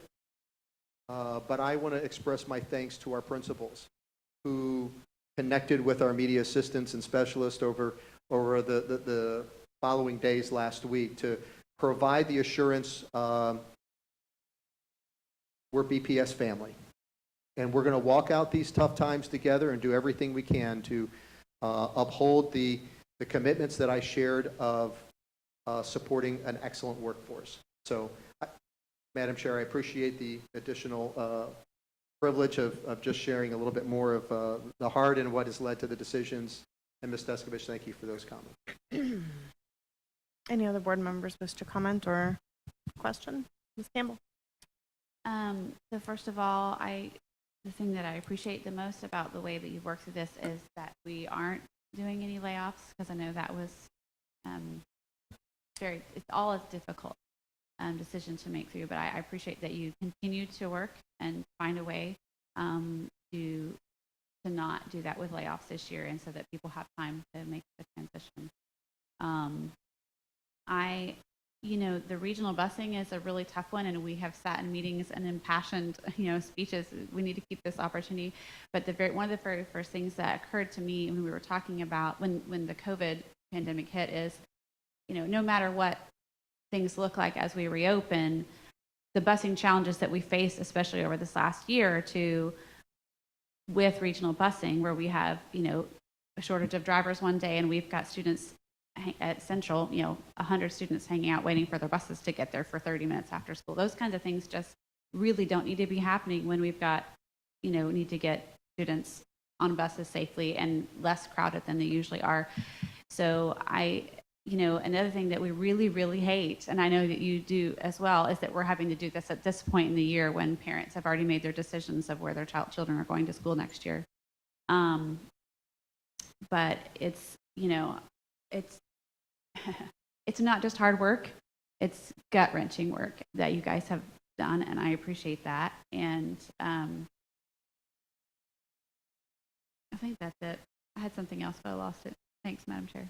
If it comes back to you, let me know. If I may, Ms. Campbell, thank you for that acknowledgement with regional busing. And I absolutely, I've shared with the board, it devastates me to be bringing this to our community in the turnaround time that they have to begin working through the adjustments. I want to provide them the assurance that our school choice and program choice office is prepared and ready to assist them with whatever questions and needs that they may have. And we will do everything we can to work with them through, processing this information. Our school choice and program schools obviously are already aware, and they're very prepared and ready to work with parents and students for the coming year to do everything we can to support them. Thank you. And I would just let the public who is listening be aware that the waitlist opportunities are still open. The waitlist windows are open currently through, I believe, the middle of July. So. Thank you. Mr. Susan? Unless Ms. Google Somebody wants to go wanna- first. Well, first I want to thank you very much for the presentation. I can't say that I'm jumping up and down. I think you know my feelings about regional busing, and I feel that we have so many great programs that I'm concerned for our students. We are a district of choice, and this just makes it harder for some of our parents to get to the schools that they would like their children to. I'm not saying that it's wrong. I'm saying that it is very difficult, and I have some concerns for some of my students. Well, across the district of, darn, I wanted to go this program, and I don't have any way to get there. That's upsetting to me. It is concerning to me. I don't have a good answer at this point of how do we solve this, but I want to go on record that I am struggling with us not having regional busing. Thank you, Ms. McDougall. Mr. Susan? First off, I want to say thank you to Dr. Mullins. I will say this publicly until the day I'm done with Brevard Schools or when my children are out. You are the first superintendent that has taken on the insurance with all effort in. And that, to me, has been a difficult thing for 14 years in this district is that the superintendents have allowed a blind eye to it and impacted negatively our employees and our budget. And you sat down and said, no, that's not acceptable. All the way to the last point where you're still taking on ideas to try to fix it. That goes a long way for me, and I know it goes a long way for other people in the fact that you're willing to roll up your sleeves on that tough issue, because it is tough. So I wanted to give you credit for that. The other thing is that I agree with you, Ms. McDougall. I agree with you on all your sentiments with choice busing. Here's the problem I came down to, because if there's anything out there, my district, I think, has the highest percentage of kids that are in choice busing. So when I'm looking at it and I'm saying, my gosh, I mean, these are opportunities, these are kids that have signed on, this is things that are going on, and these kids have dreams to go to these schools. But here's what it is. We are faced with the very simple fact that there may not be a bus showing up to pick those kids up. And what I mean by that is that it's a workforce issue.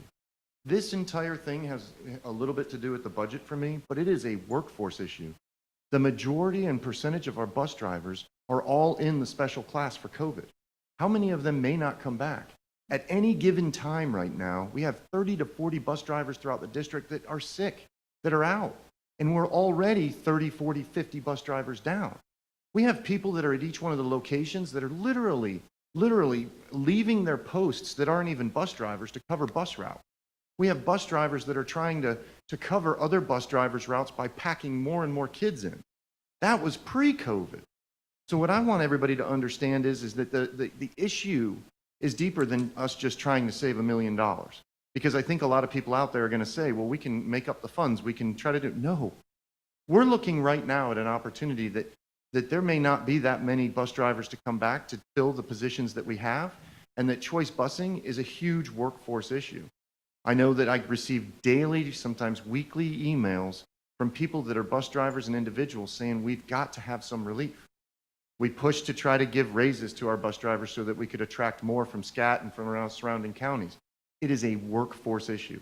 With a targeted class and an already decimated workforce in that area, it's going to be hard to just field buses, period.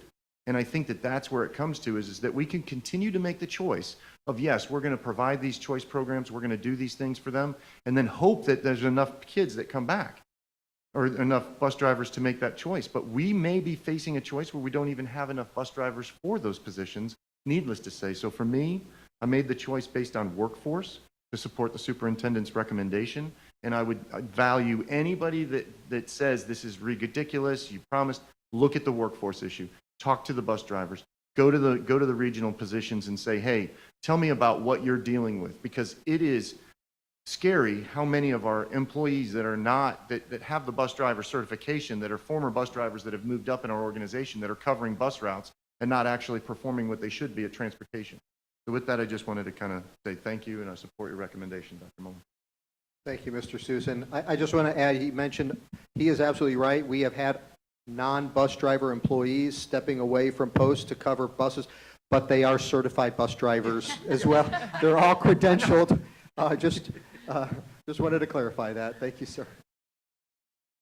Thank you for clarifying that, Dr. Mullins. That made me choke a little bit when he said that as well. So I have, as you all know, been an incredibly strong proponent of regional busing. And for a lot of different reasons, but especially because, and you know, pardon me getting on my soapbox once again, but District 1 is, for all practical purposes, pretty close to a choice desert.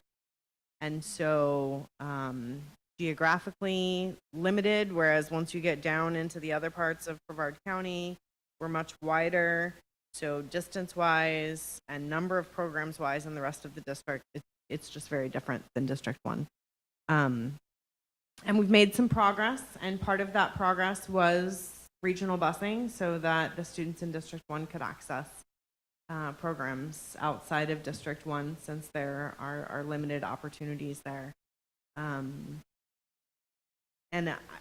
I would be lying if I didn't say that this particular issue pains me. Probably it all pains me. And I think that's an important note too, is we're at a point where we've cut $27 million from the budget and people haven't felt much of that. But we're at a point where we just don't have a lot more to cut without it having some impact. And so financially, I can understand to some extent. Where I think we have a real issue and why you're not going to see me pound my fist and yell and scream and say I'm absolutely fighting this to the end is in our current situation with COVID and the requirements for busing and the fact that, you know, we can't put as many kids on a bus. We were already struggling to get, you know, many of our struggling students to school so they can have a full breakfast and great academic day. We've got issues with our drivers. We've got, I just feel like this was the final punch in the gut for regional busing. And it pains me, but I think that's where we are. But I'm not giving up totally on my soapbox because I think, you know, Dr. Mullins did a great job last time that we were together discussing the passion and commitment from his perspective, but also I think the board has been very much on board with the importance of equity and access and opportunity in our district. And that is incredibly important to me as well. Not to say it's more important to me than the rest of you, but it is a major issue for me and something that truly keeps me up at night in the role that we play. And so my ask would be that we make a commitment to figure out how we move forward with equity in our district with the removal of the regional busing. And I believe there are solutions there and ways that we can get there. If you go back to Dr. Mullins' presentation, there are some non-recurring dollars that are currently not allocated that could potentially be utilized to start to develop some framework to work on equity within our district. It's not going to fix it all by any means, but I think that we have to make a commitment, especially in this particular day and time, to start addressing those issues of access for our students and ensuring that we are helping them all to get opportunities and support to be successful going forward. And so that would be my ask, is if we could potentially, as a board, give some recommendation. We're not voting on this budget today, but I would like for us to make a commitment to prioritize that in the work that we're doing going forward. With that, I will get off my soapbox. Ms. Belford? I support that. It's the 600,000 you're talking about, if not a portion, or I don't know if Dr. Mullins already has something planned in mind, but I think that that's definitely a good use of those funds. I do worry about the children that are accessing programs that now will not have access to programs. I think that, I don't know if there's some other community solution there, if there's a nonprofit that could pick up some funds for a transportation van.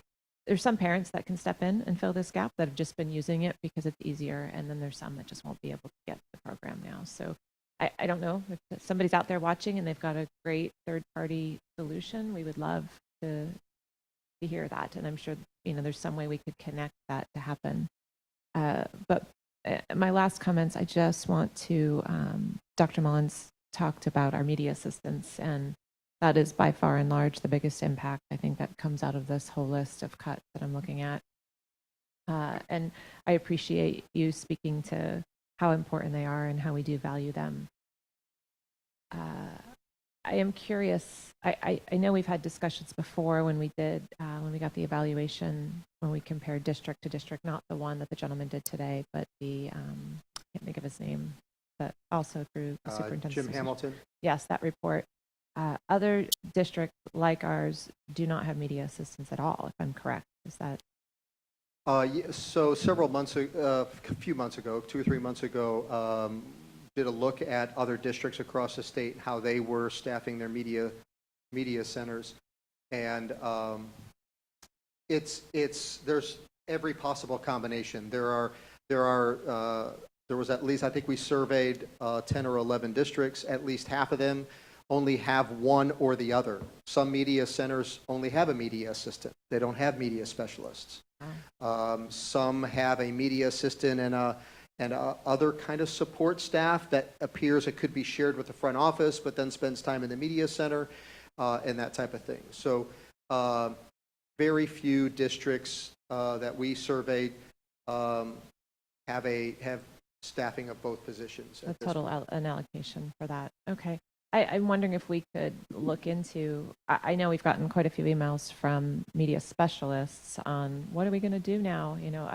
They don't know how to function because they have their whole system where the media assistant is helping kids that are coming in to check out books while they're doing things with classes. And so maybe we could somehow connect our media specialist with media specialists at district.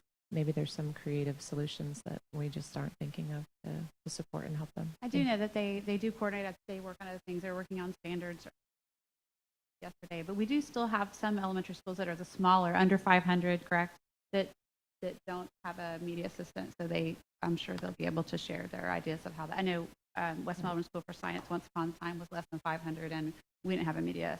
So they used to volunteer crews and a things few of like my that. schools don't, but they are smaller. Don't want to and so- downplay at all the negative impacts of this because they are so valuable to all the different programs that are being run every day in our media centers. So, but they have that opportunity to, even within the district, to work together. Thank you. I'll just add, I was with a principal last night, one of our elementary principals last evening at an event, and she was sharing, I said, how did your conversation go with your media assistant? And she says, it was okay. I just assured her we're going to work through it together. And we're going to look for other options, and I'm going to help you seek other employment opportunities you'd be interested in the district. And and the conversation then transitioned with her media specialist and said, we're going to be okay. We can work through this. We can find alternatives, and we'll tackle this as a team like we always do. That's just a testament to the leadership in our schools and our principals, doing everything they can to work through it in the most positive way possible. So appreciate that. Ms. Belford, if I may, I want to be as transparent and forthright with our employees and the community as possible. And I said something that Dr. Theddy, she texted me and said, you need to correct this, and I've already made the board aware of it because I've said it before, and that was we don't have any layoffs. So we are currently in the bumping process with instructional assistants. And by virtue of that process with seniority, there is the highly unlikelihood of layoffs. It is a process we go through every year, and we have historically not had to get to that point because there's attrition and employees who choose to not return, but we don't know that until we go into the process. So we will work as valiantly as we have in the past through the instructional assistant bumping process, work through that. I know it causes some concern. We've heard some parents particularly about the instructional assistant who is supposed to not be returning to their school. And Dr. Theddy and her staff know about all of those circumstances and situations and work so hard to work through them with the school, with our employees, with families, to provide as much stability and continuity as we can. So I just don't want someone to come back and say, Dr. Mullins said there's no layoffs, but I have this letter that says we're in the bumping process and I could be laid off. It is part of our normal process every year, and I'm very optimistic we'll be able to work through that and provide employment opportunities for all of our IAs. Any additional comments, questions? I would just add thank you for, and I think Ms. Lisinski mentioned in her part that we've already addressed some of the CARES Act, well, you talked about it as well, the number, but that we already have some of those already planned for as far as some of these positions that are going to help us in this year. That's going to be so important to make sure that our students are academically ready and made up. So thank you for starting to address that, because there have been questions, what are we doing with all the CARES Act money? So looks like we've already have plans to put it to really good use. So thank you. Dr. Mullins, any direction that you need from the board? Are you ready to march forward? No, I believe I understand the support of the board. We will be moving forward with all of the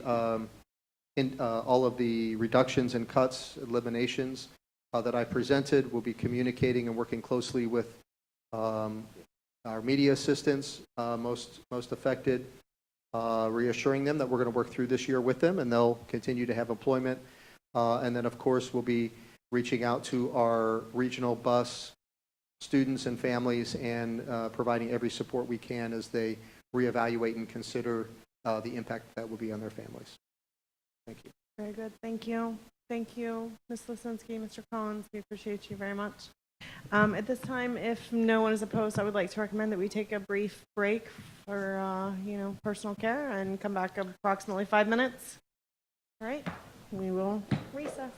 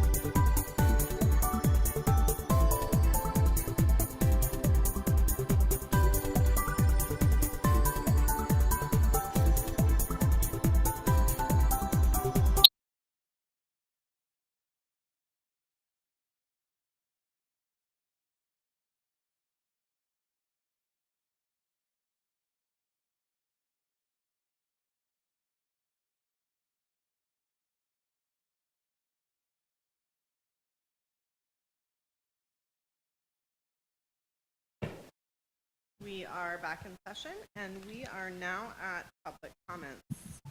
As indicated in my opening statement, persons wishing to comment were registered in advance on the district website and were then called and the comments recorded. We will listen to the recorded messages at this time.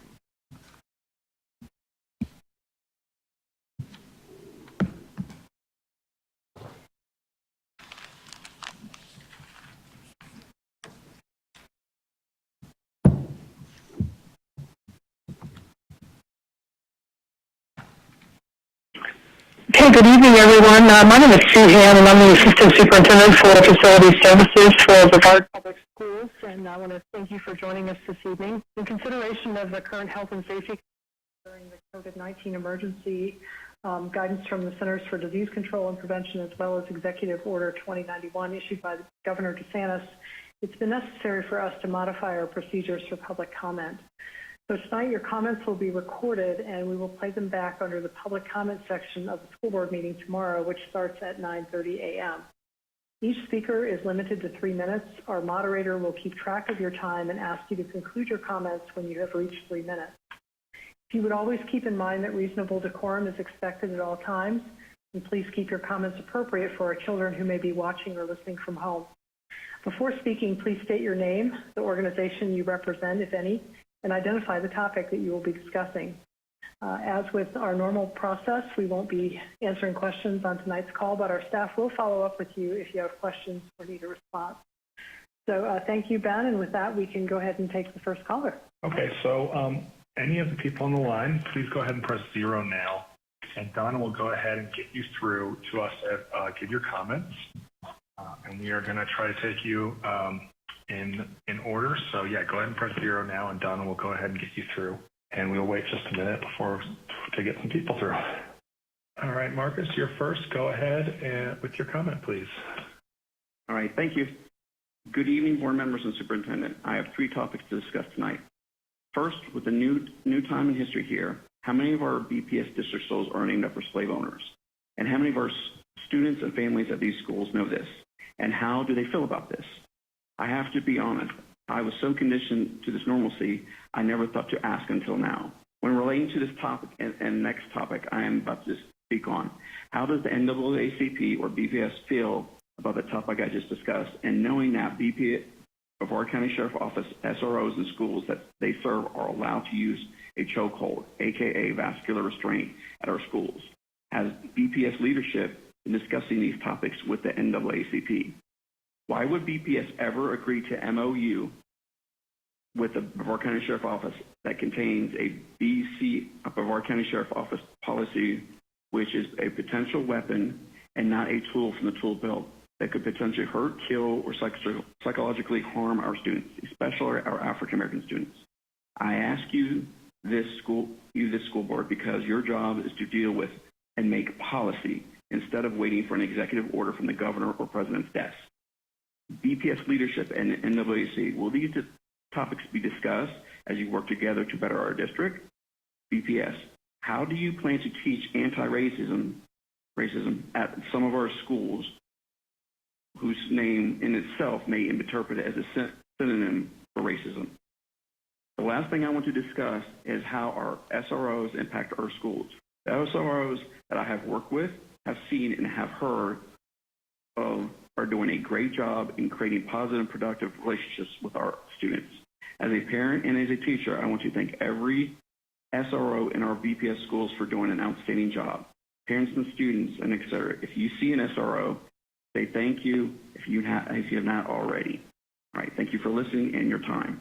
Thank you very much.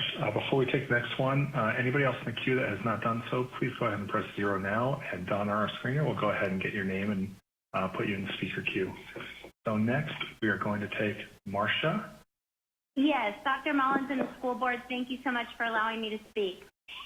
It is Brevard County School Board's motto to serve every student with excellence and as the standard.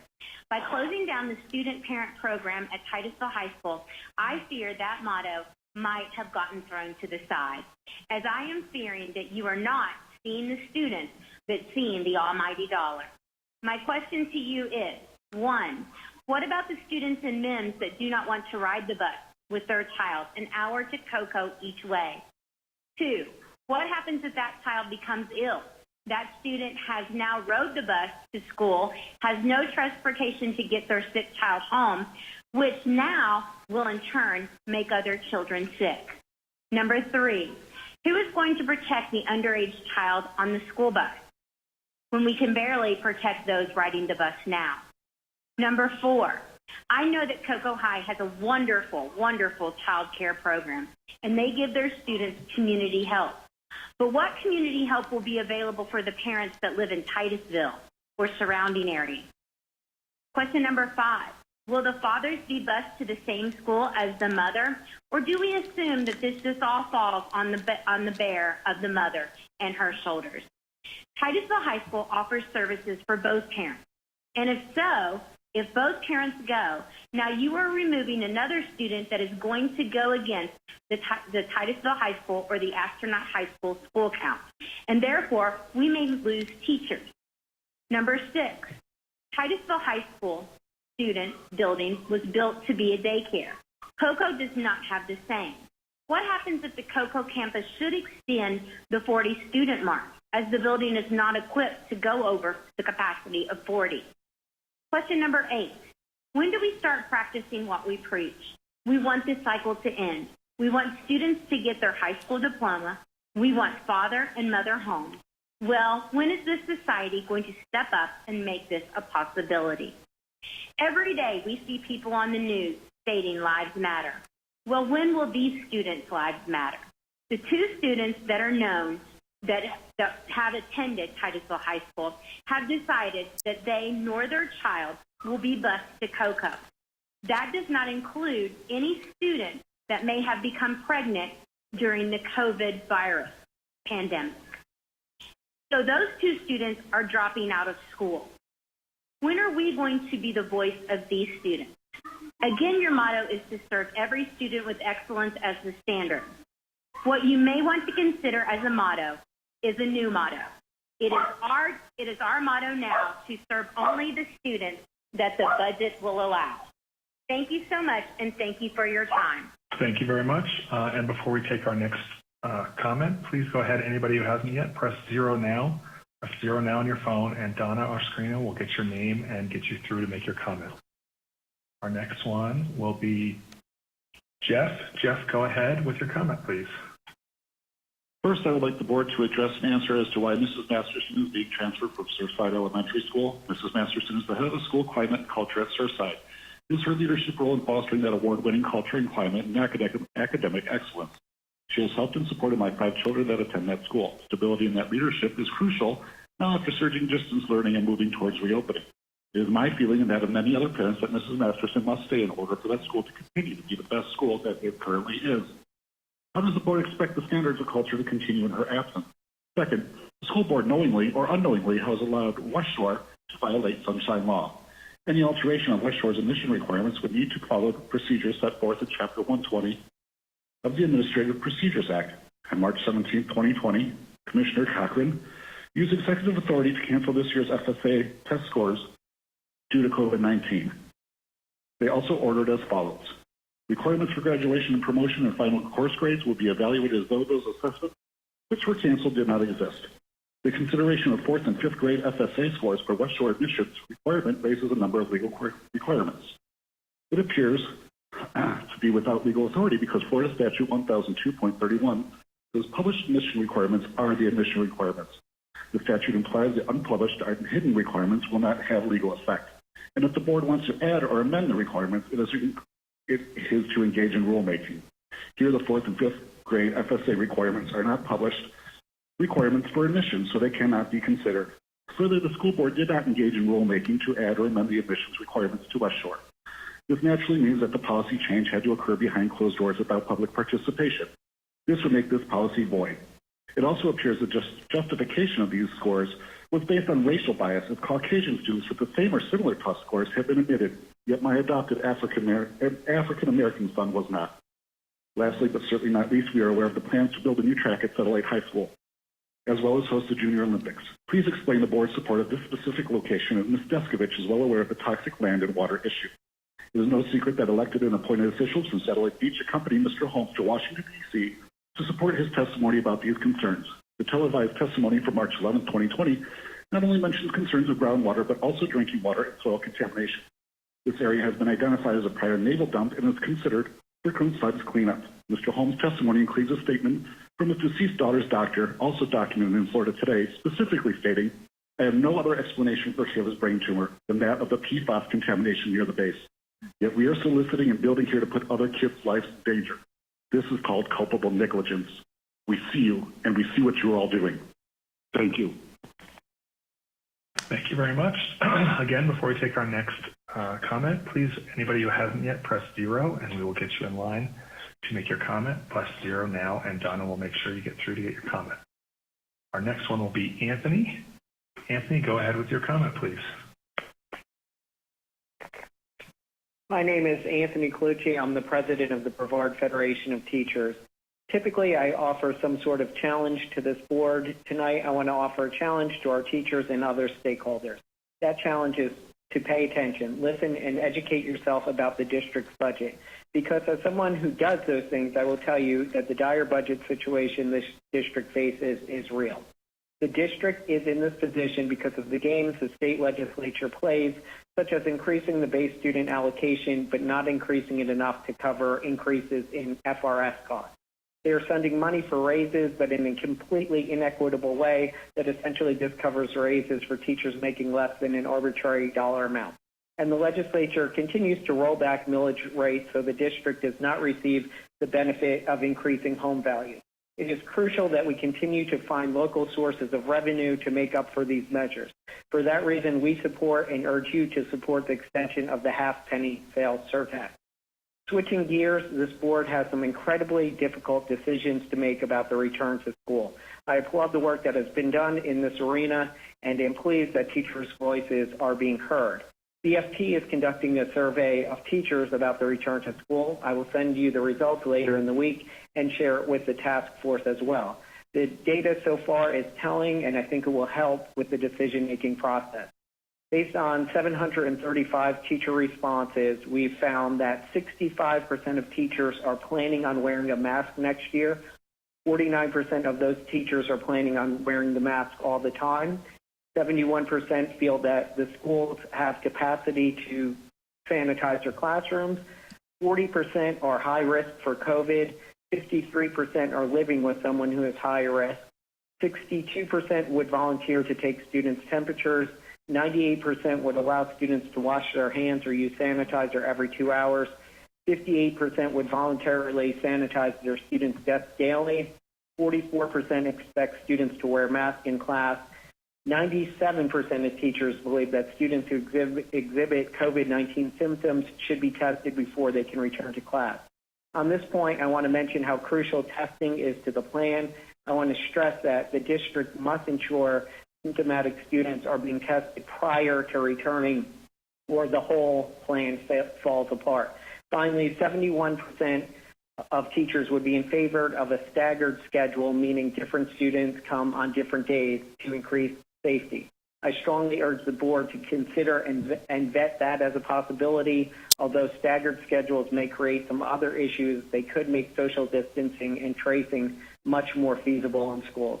BFT will conduct a community survey to get more input on that option as well. Thank you. Thank you very much. We're going to go ahead. Our next one, we're going to take Lauren. Lauren, go ahead with your comment, please. Thank you very much. My name is Lauren, and my son's going into 4th grade at Surfside Elementary School. I'm speaking today with deep and sincere concern regarding the actions placed to remove Lori Masterson from Surfside. May I first say that I myself am a Surfside Panther from the early 90s, along with my brothers in the 70s and 80s. Ever since we were young, Surfside had the best reputation and the best culture that you could possibly ask for in a school. I received notification that our principal will not be returning next year and transferring to a new school. Understanding that the placement of jobs do change, I feel like in this case, we already had so much change at Surfside this year. We had an absolute horrific tragedy with the loss of one of our own students. We've had social distancing, we've had COVID-19, and now distance learning. These alone have been so hard on our children. And with this announcement that students will be returning back to school in the fall, I think it's absolutely absurd to remove a principal and a vice principal from the same time in the same location in the same year. These children need to come back to feeling confident, feeling familiar and encouraged by the same leader that they've always had. They have already been through so much, and Lori Masterson's been there for every step of the way for these kids. I don't think that you can tell me that you have a principal in the entire county that can name every student by name, every parent by name, and make sure that every one of them is taken care of the way she does.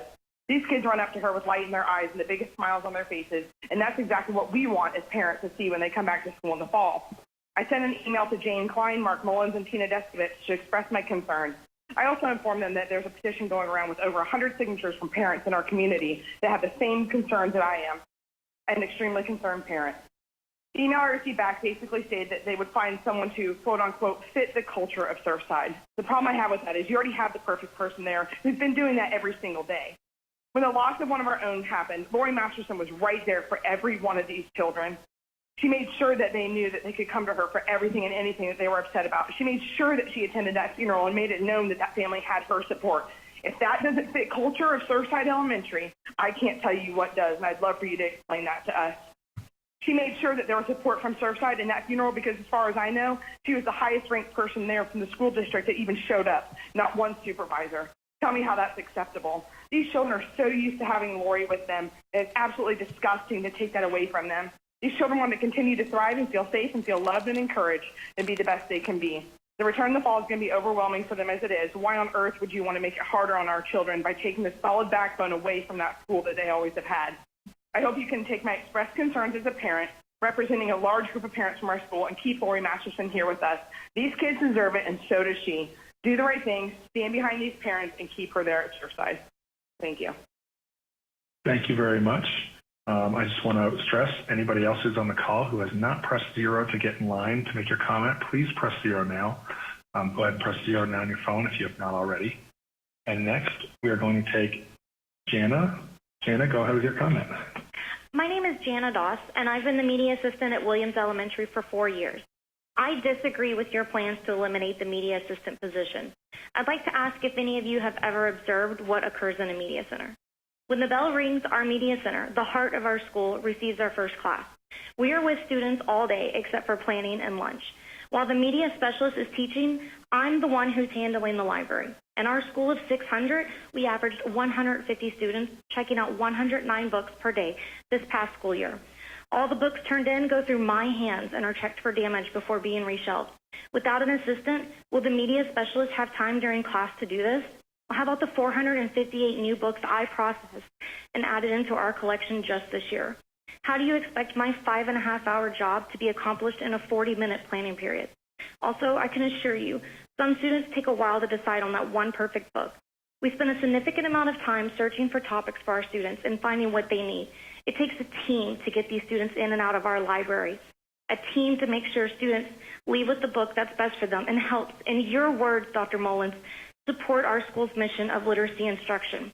I invite any of you to my school to watch as we are surrounded by students trying to find their perfect book. It's not a quick and simple process when you still must manage the rest of the class and operate the circulation desk. And what about faculty? While the media specialist is teaching, I'm often helping teachers. I have a teacher who checks out a minimum of 100 books at a time for her class. She only has her planning period to pull books, and there are times when I finish it for her. When would you expect the media specialist to check out her wagon full of books when my position is gone? Well, how about when my assistant principal brings me professional books to add to our inventory and needs them back quickly? I have them on her desk in less than an hour. Will the media specialist be able to do this? Do you have a plan that includes added time for them to be able to provide the same level of support to faculty when our position is gone? Something else I do, tech support. If teachers have a problem with their iPads, Chromebooks, or Launchpad, they send their students to me. iReady, I help with that. Trouble in the computer labs, I do that too. I also volunteer. I pour my heart and soul into my media center, my school, and my students. I come in before hours to assist with book clubs. I read as many books as I can, including all the SSYRA books, so I can provide book recommendations. I'm there for every family reading event. I assist on the SLAM teams, and I'm an advisor for the yearbook club. The story of my day is only partially told here. You can be sure that other media assistants' days are just as busy and valuable as mine. Rather than eliminating our position, I ask on behalf of my colleagues and our students that you examine this upcoming school year budget and find other ways to save money. Thank you. Thank you very much. I just want to say again, please, if you haven't pressed 0 to get in your comment, please press 0 now, and Donna will get you through. Please press 0 on your phone to get a comment in. And next, we're going to take, I'm sorry if I butcher this name, Kayla? All right. Hello. My name is Kayla Hargrove, and I'm speaking on behalf of the Student Parent Program at Titusville High School. I think the program is very important regarding teen parents' education, and it helped me a lot when I went to Titusville High. If the program wasn't there, I wouldn't have been able to stay in school because I didn't have enough money to pay for daycare outside of THS. The parenting class in the program also helped me prepare myself to be the mother I am now, and all of the staff in the program are very supportive. Especially in moments when I felt like school was too much, they would push me to keep going. My husband and I were both in the program, and he graduated in 2019 and went to the U.S. Army. The Student Parent Program was an important role in him getting his diploma. We got married December of 2019, and I moved away before I graduated, and there are no schools with daycare where I am now. And I can say that I was very lucky to have one at THS. I did plan to move back to Titusville this summer and use the program for child care, and now I'm looking for alternate ways to finish my education. I know the program is at Cocoa High, but a lot of us don't have cars, and the city bus does not stop in a lot of places in Titusville, like the inner part. It will also involve getting up earlier than usual with our babies, which can really affect our sleep for those of us who have jobs. And our babies already wake us up at night. According to nhlbi.nih.gov, sleep plays an important role in our physical health. For example, sleep is involved in healing and repair of your heart and blood vessels. Ongoing sleep deficiency is linked to an increased risk of heart disease, kidney disease, high blood pressure, diabetes, and stroke. So for a lot of us, the city bus is not an option. The daycare is very helpful to helping other teen moms in Titusville like myself stay in school as well and make the best out of our situations. The program teaches us that just because we have babies doesn't mean our lives are over. It also teaches us long-term parenting skills that I wouldn't have learned on my own. And they show us important life skills like how to apply for jobs. A lot of our families abandon us at a time like this, and the Student Parent Program points us to helpful resources and helps us themselves. Studies show that 40% of teen mothers finish high school, and we want that number to be 100%. And keeping the daycare at THS would be a great start. Thank you. Thank you very much, Kayla. Before we take our next one again, please, if you haven't pressed 0 to get in line to make your comment, please press 0, and Donna will get you in line. Our next one will be Sue. Sue, go ahead with your comment. Dr. Mullins and members of the board, I'm Sue Stocks, a primary ESD teacher at Surfside, as well as the parent of a rising 5th and 1st grader, also at Surfside. I'm deeply upset that Lori Masterson is not planned to be returning as our principal next year. During this unprecedented time, families, teachers, and students more than ever are in need of stability. It's been the district's motto to continue teaching with grace, flexibility, and understanding. And in my opinion, this dramatic change in leadership at Surfside at this time is not consistent with that. The relationships that Mrs. Masterson has built with her students are unparalleled. She has a unique way of connecting with children on a personal level, and they know her as simply Mrs. Masterson, not the principal. She has a very comforting, calming way about her, and she knows each and every student and parent by name. A perfect example of these relationships is when it comes to testing time.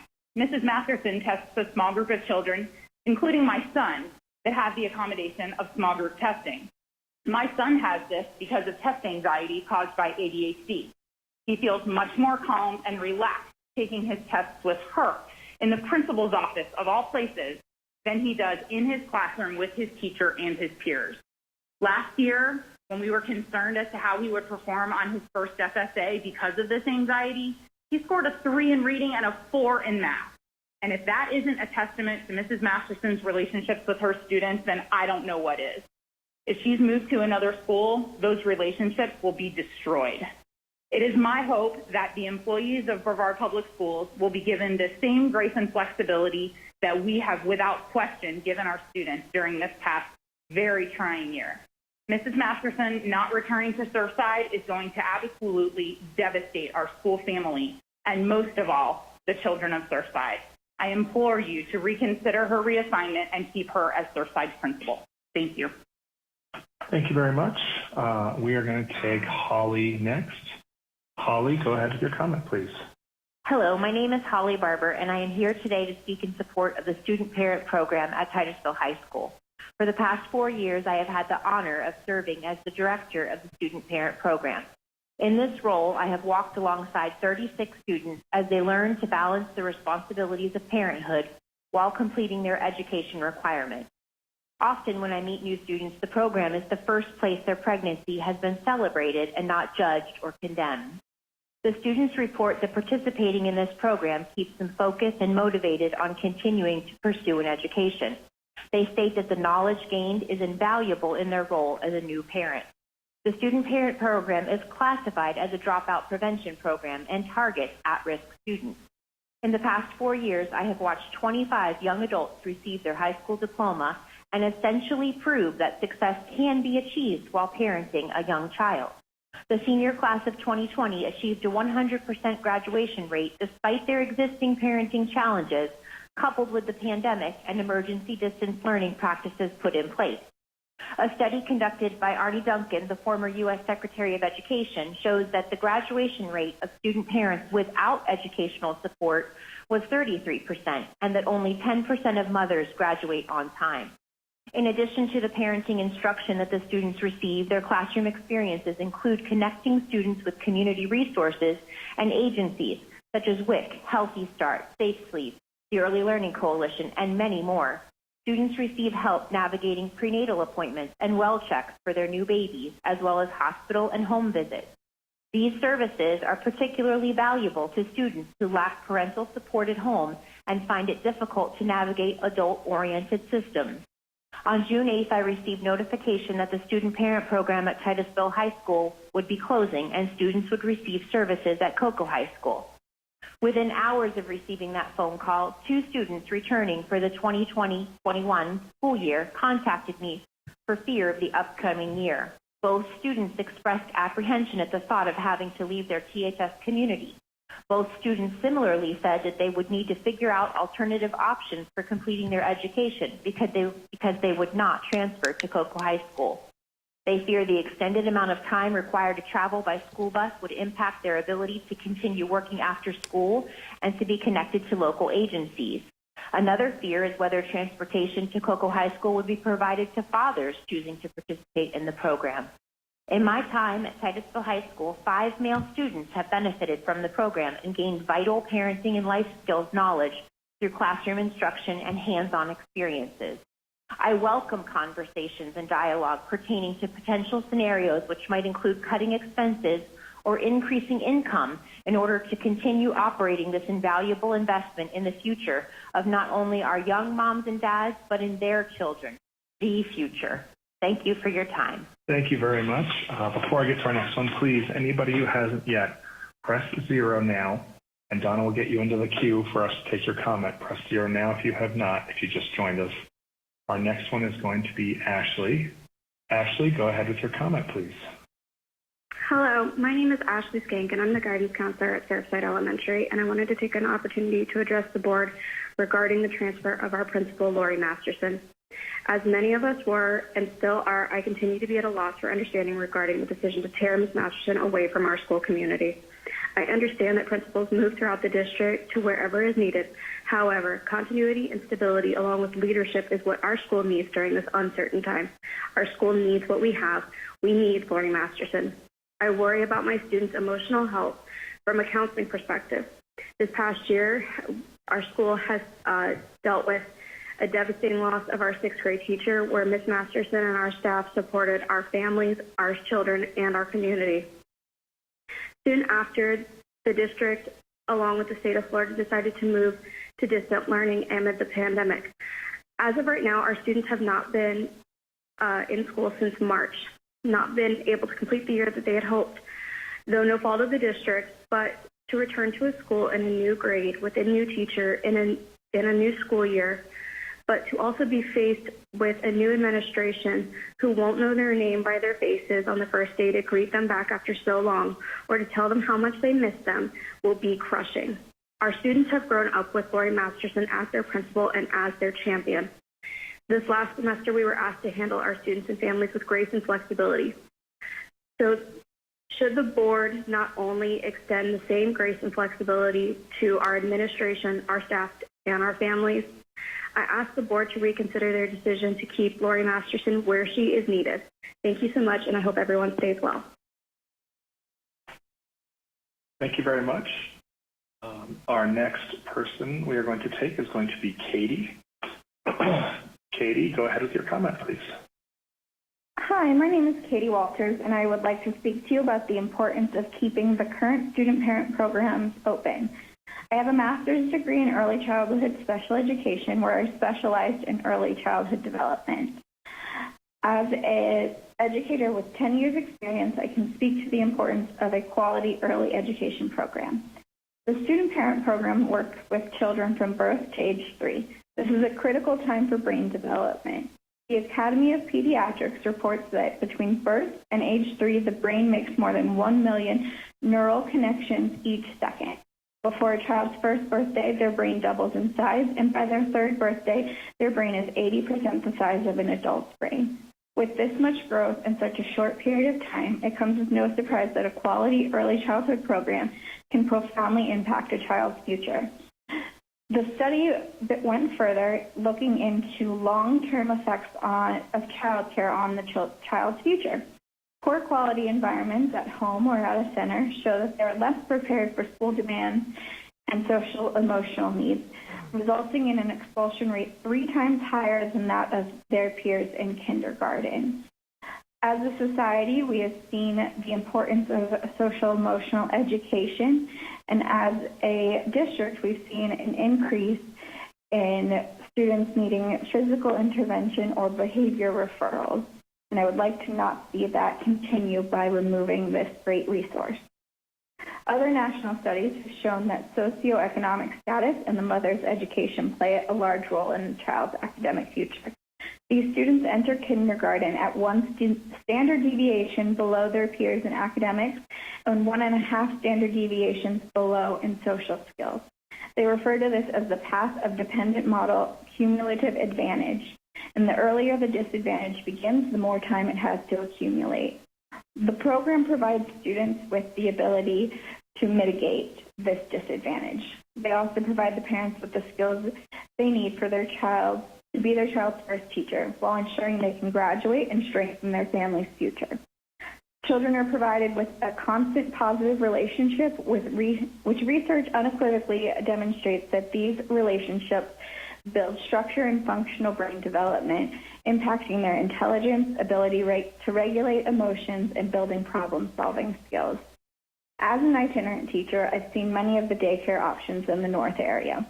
And with this knowledge, finding a place for my children was a challenge. While some have good intentions, they do not have the skill set the staff at THS possesses.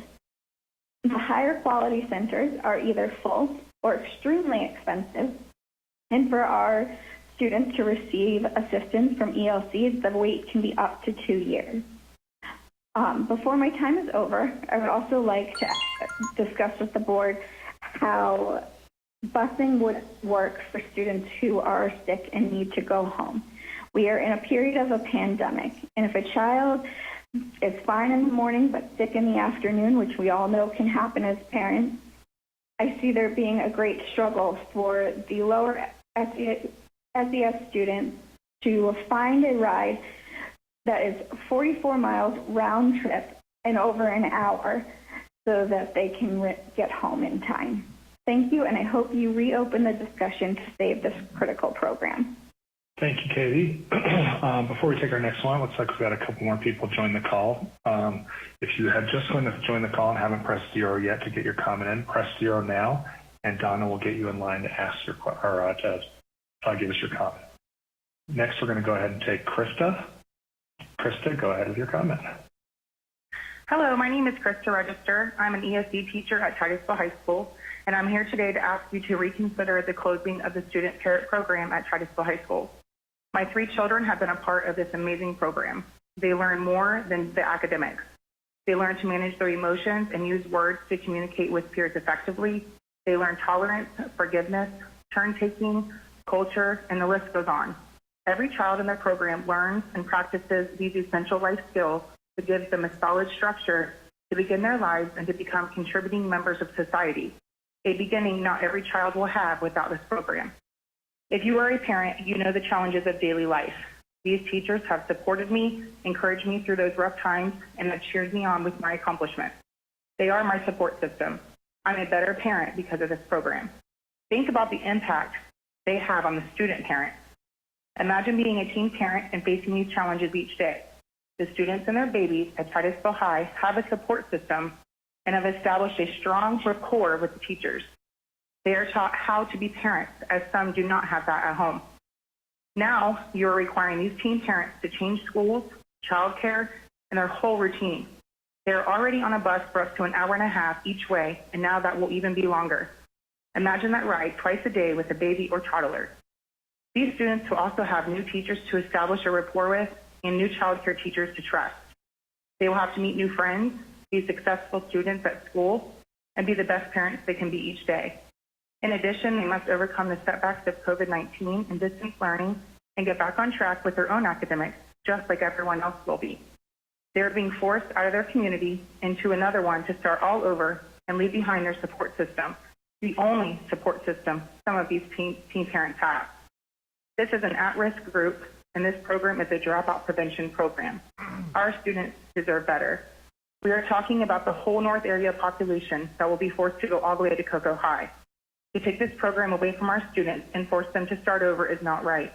I ask you to please revisit this decision, have a thorough discussion, and ask questions.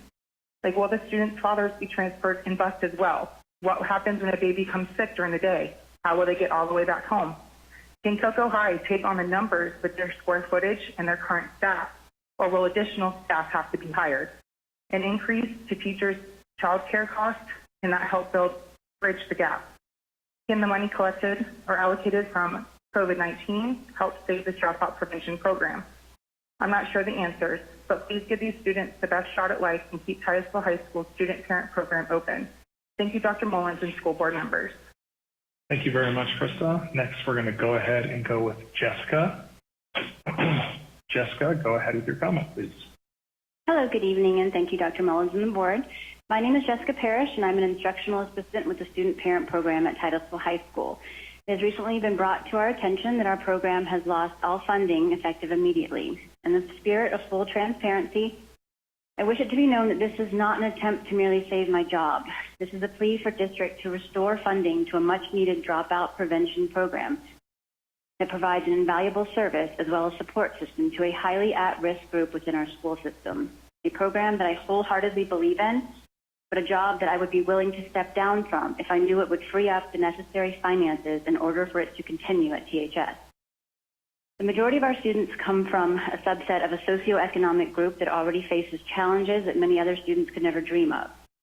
Support from family as well as community is difficult to our students to come by, which is why programs like the Titusville High School Student Parent Program are critical at finding these students, supporting these students, and keeping them from falling through the cracks. Studies have consistently shown that educational support, especially within at-risk groups, can mitigate graduation rates, and students who receive their high school diplomas go on to earn significantly more than those who do not. Programs such as the Student Parent Program prove incredibly beneficial in lessening future dependence on assistance programs while acting as a launchpad for success. Some of our students become first-time high school diploma holders within their immediate families, which helps put an end to a cycle of low value of academic achievement while creating a newly established positive view, which places emphasis on the importance of education related to future success. Current challenges such as busing times ranging upwards to an hour and a half to 2 hours one way for our teen parents to travel with their child to and from their local school can only be expected to increase exponentially when facilities within their area are closed, forcing them to make the decision to travel further within their district, to switch to adult education, or to drop out altogether. Infant care within our area ranges upward of $200 weekly, a financial figure that is challenging for double-income two-parent homes. And waiting lists to be eligible for assistance programs such as ELC can be 2 years or more. Many students do not have access to assistance and support, financial and otherwise, necessary to achieve success through adult education programs. These factors are proof that programs such as ours play a critical role in the success of our teen parents.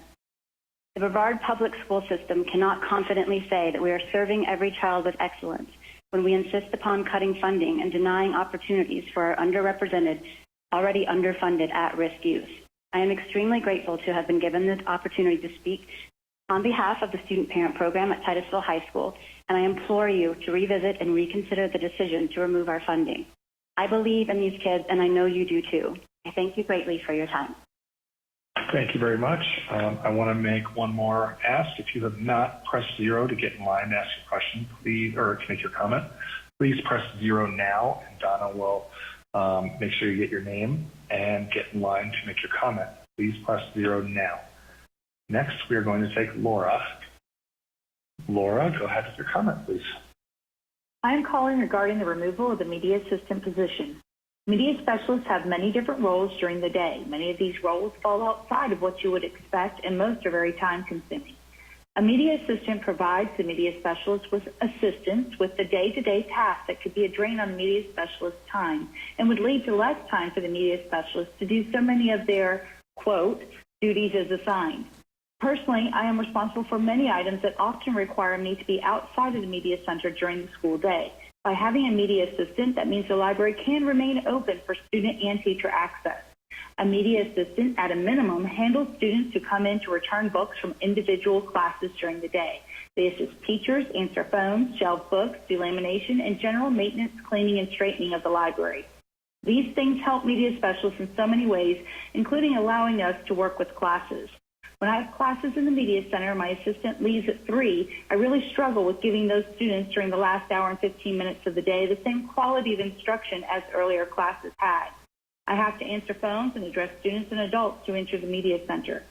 We are instructional personnel, and our ability to be such is hindered by an absence of a media assistant. Beyond those simple tasks, a good media assistant is absolutely priceless to the media specialist. I've had assistants that I could trust with cataloging my collection, processing books, weeding titles from lists, and many more duties. As you do away with the media assistant, you will be losing a very important part of the instructional functionality of a media specialist. Thank you for your time. Thank you very much. I want to let you know that we have one more person in line to take a comment, and the call will be ending after that comment, unless you press 0 now and get in line to make a comment. So next, we will go ahead and take Anna. Anna, go ahead with your comment, please. My name is Anna Woodbury, and I am the media specialist at Hoover Middle School. I am speaking today regarding the current recommendation to eliminate the position of media center assistant. As the media specialist, I know our fully staffed media center provides instruction at least 4 days each week, maintains open status for all students daily before, during, and after school, and offers extended morning hours. Our media assistant is vital to the quality operation of the school media center. She assists students in finding books, helps implement reading promotion programs, volunteers to the Student Parent Book Club, reads current young adult literature, tutors students, helps manage the makerspace material, and helps maintain daily media center operations. One person cannot provide instruction meeting information literacy learning standards and enhance the instruction of district priority standards while operating an effective media center that supports literacy, research, self-discovery, collaboration, and technology. If it is the district's goal to ensure minimal impact on classrooms and students with a focus to maintain quality instructional programs once schools reopen, it is vital the media assistant position stays intact. The media center is a classroom, a room where instruction takes place while remaining open for those students who need to access print and electronic materials. Our school's mission is to serve every student with excellent ASCII standards, but we cannot do that when the library classroom is compromised. On Thursday, June 11th, it was brought to my attention that media assistants are being cut after 2020-2021. I appreciate the district providing media assistants with advance notice so they may plan. It is my understanding that the operating budget and this decision, along with others, will be discussed at this board meeting. With this information being shared over the summer and so close to today's board meeting, it makes it much harder for our voices to be heard. Is the decision to eliminate the media assistant position final? I do have concerns regarding how this will impact the safety and security of the media center, health and physical safety. Hoover Middle School finally had cameras installed while school was closed for distance learning. Now there will be one less adult supervising and helping to maintain the safety of the environment. It will be even more difficult now to obtain willing parent volunteers, further compromising student safety. There will also be the additional task of maintaining student health and keeping the Media Center space sanitary. This decision will have a direct impact on students and their learning, and they have already experienced too much instructional loss. I understand all of our district leaders and board members are very busy with important and difficult decisions, and I appreciate the time you give to hear the community. Thank you for your service. I appreciate your time, consideration, and for hearing my concerns. This is Sue Ham, and I just wanted to say thank you to all of our speakers tonight. Appreciate your patience and your thoughtful comments. Thank you again, and that's all for tonight.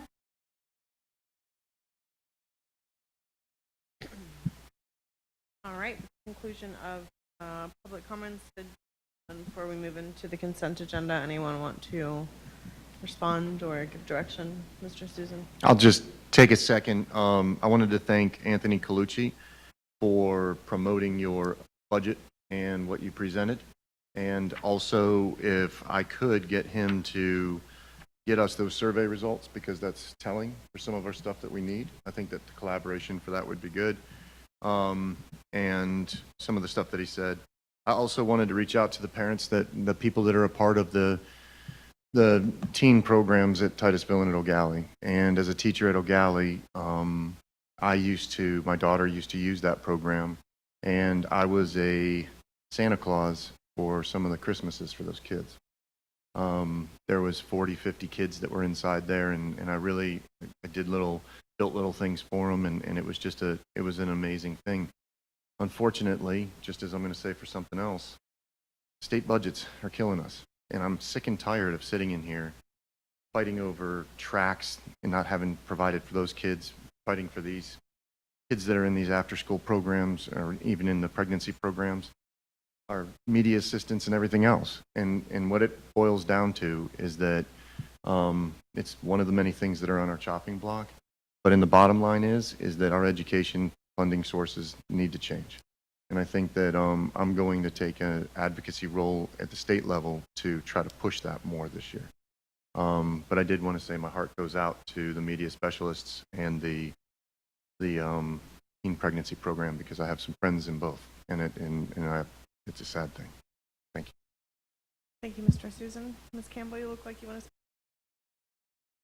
I got it on. Just to clarify for the public that's listening, we had the email that we received from Dr. Thetti last week about the parent-student program listed the numbers. I'm not sure if she has the numbers for the other two programs that will remain, Palm Bay High and Cocoa, but the Titusville program was going to involve two students, and the Oak Alley program was going to involve one student. So just to clarify for the public, that's who. I mean, of course, looks like the fathers as well sometimes were involved, but we were talking about two students in Titusville and one student in Oak Alley. And like I said, I'm not sure how that compares to our other programs that are continuing to go. And then also, if I could just ask the question, if we have a student currently at, this is only 4 of our high schools, we have 16 high schools. If we have a student who has a need like this at, say, Mill High or Viera or Rockledge, at the current time, are they busing or have taking it? They're also not having the program in their own school, right? They're having to go outside of the their own zoned school to one of these other programs if they want to take advantage of it. Ms. Campbell, I believe you're correct, but the experts are on their way. Good. I figured y'all would come through the door if I asked the right question. Like magic.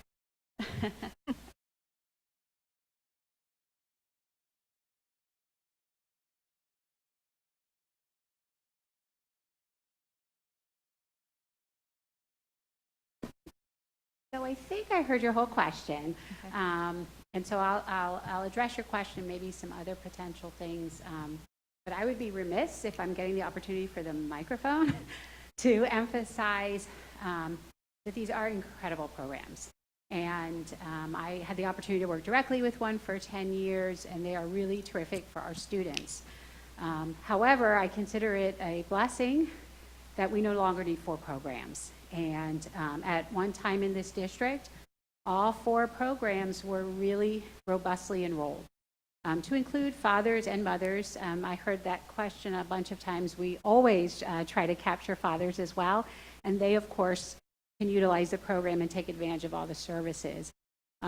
Through a lot of work that I would suggest in our schools, through our families, our community agencies, we no longer require 4 programs in our district for the enrollment.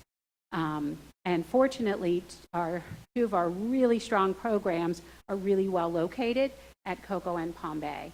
And so to answer your question, yes, each of those sites serves a rather large community. It's not uncommon for a student from Cocoa Beach or a different area to get transported. They're very good at it. Our transportation department does a wonderful job.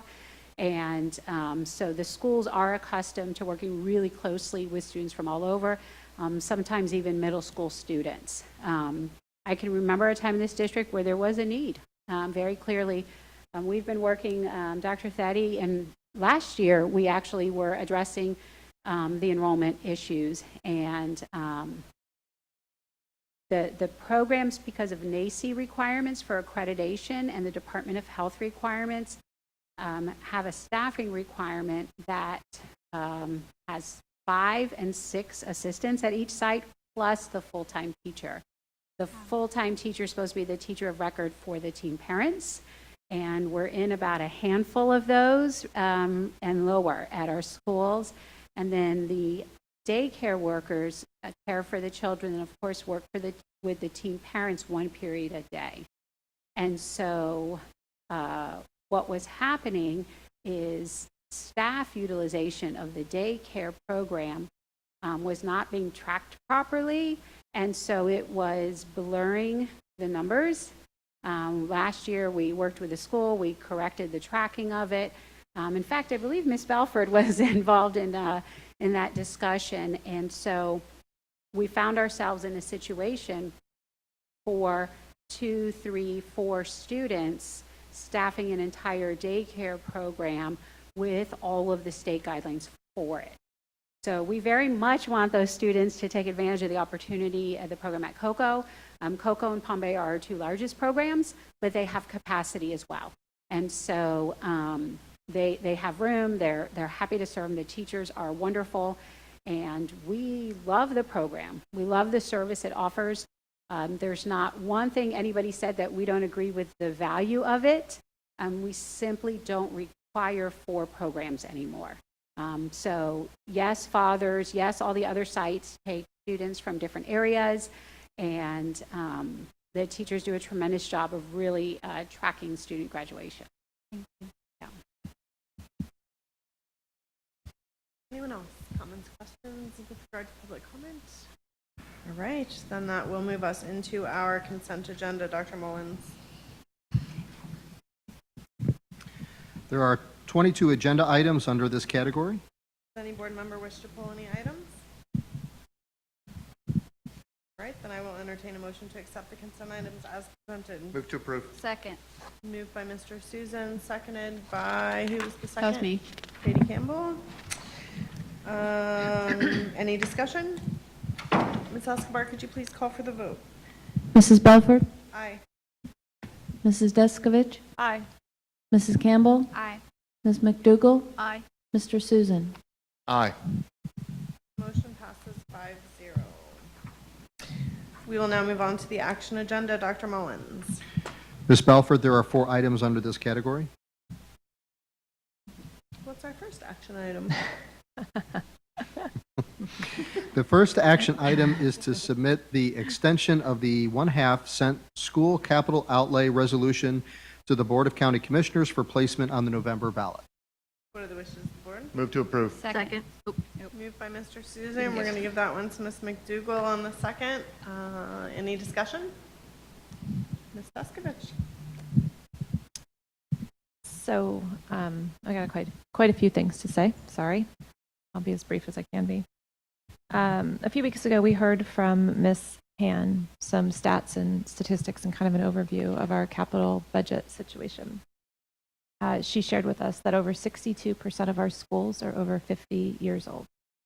She shared with us that $40 million of our capital budget, roughly $40 million, goes straight to debt payment.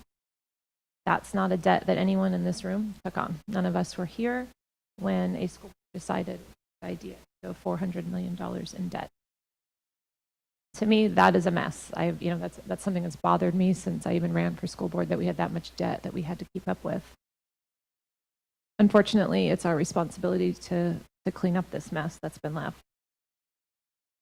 This school board has not taken on $1 of new debt. We have a school in Viera going up. We've done a lot in the last 4 years, and we have not taken on one single dollar of new debt. We just heard from Dr. Mullins that we've cut $27 million over the past 4 years from our operating budget. I believe we've been extremely fiscally responsible, and I value that. That is important to me, that as a school board member, that I'm responsible with our budget, that I'm fiscally accountable and responsible. We have a responsibility to maintain our 12.8 million square feet of facilities. We have a responsibility to keep our buses up to date, our warehouse, and all our facilities. I believe it would be fiscally irresponsible of us to not support moving this forward and giving the voters an opportunity to maintain the investments that we have as a community. These school buildings and these facilities are public investments. They're where we send our children to school, and it's important that we keep them up to date. If we don't invest in their maintenance over the next 6 years, it's going to be a long-term fiscal problem for the next school board. And I don't want to kick the bucket down the road and have a school board look back at us and say, they made the mess and now we have to clean it up. That's not responsible. I'm not a supporter of taxes in general. I'm not a supporter of increasing taxes or continuing taxes that are not needed. But I do believe this is one that we have to ask the public to continue to support until we can get to a point where either that debt is paid off or until we can get to a point where our capital revenue is allowed to rise so that we have funds to maintain our buildings. So I know we've all kind of questioned if Tina Deskovich was going to vote yes today on moving forward the sales tax to the voters. And for all those reasons, I will be supporting it. Thank you. Thank you, Ms. Deskovich. Any additional discussion? Thank you for putting that into words, Ms. Deskovich. I couldn't agree with you more.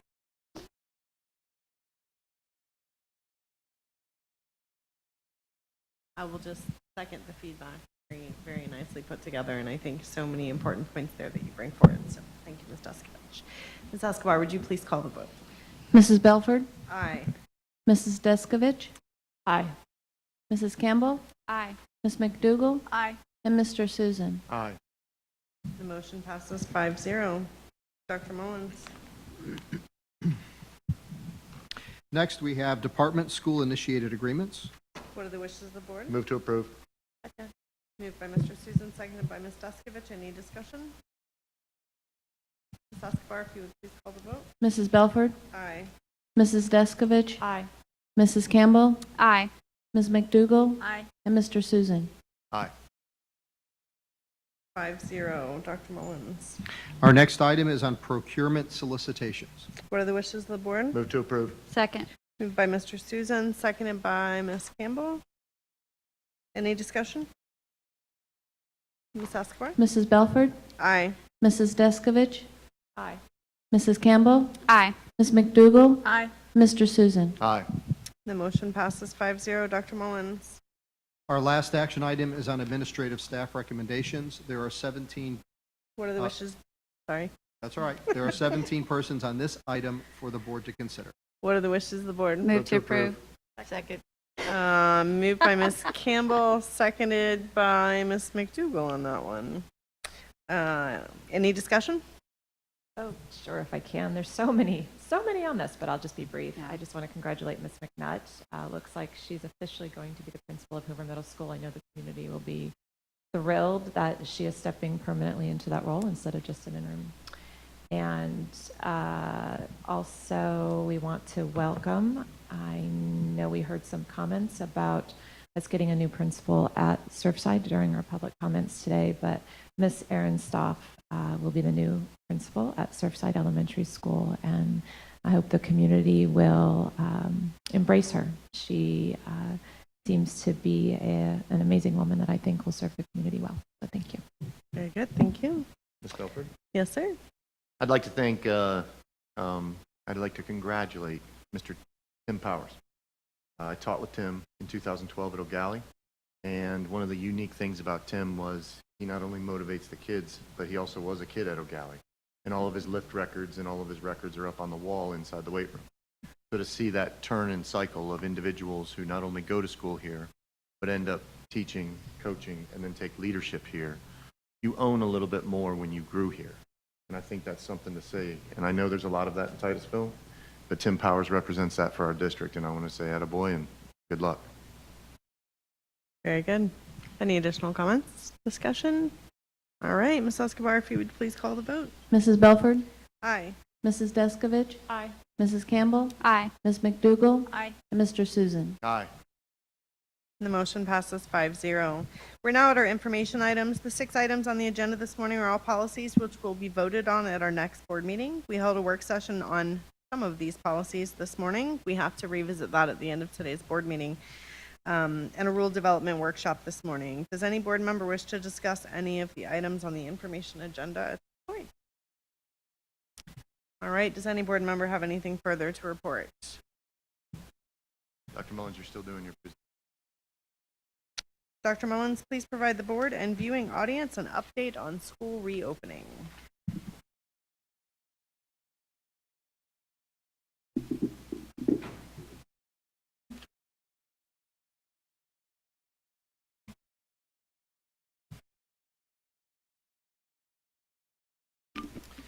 Thank you, Ms. Belford, members of the board, and viewing public. Appreciate the opportunity to provide the board just a quick update of the work that is going on with our reopening task force. I did earlier in the meeting make acknowledgement and recognition of the work that they've been doing.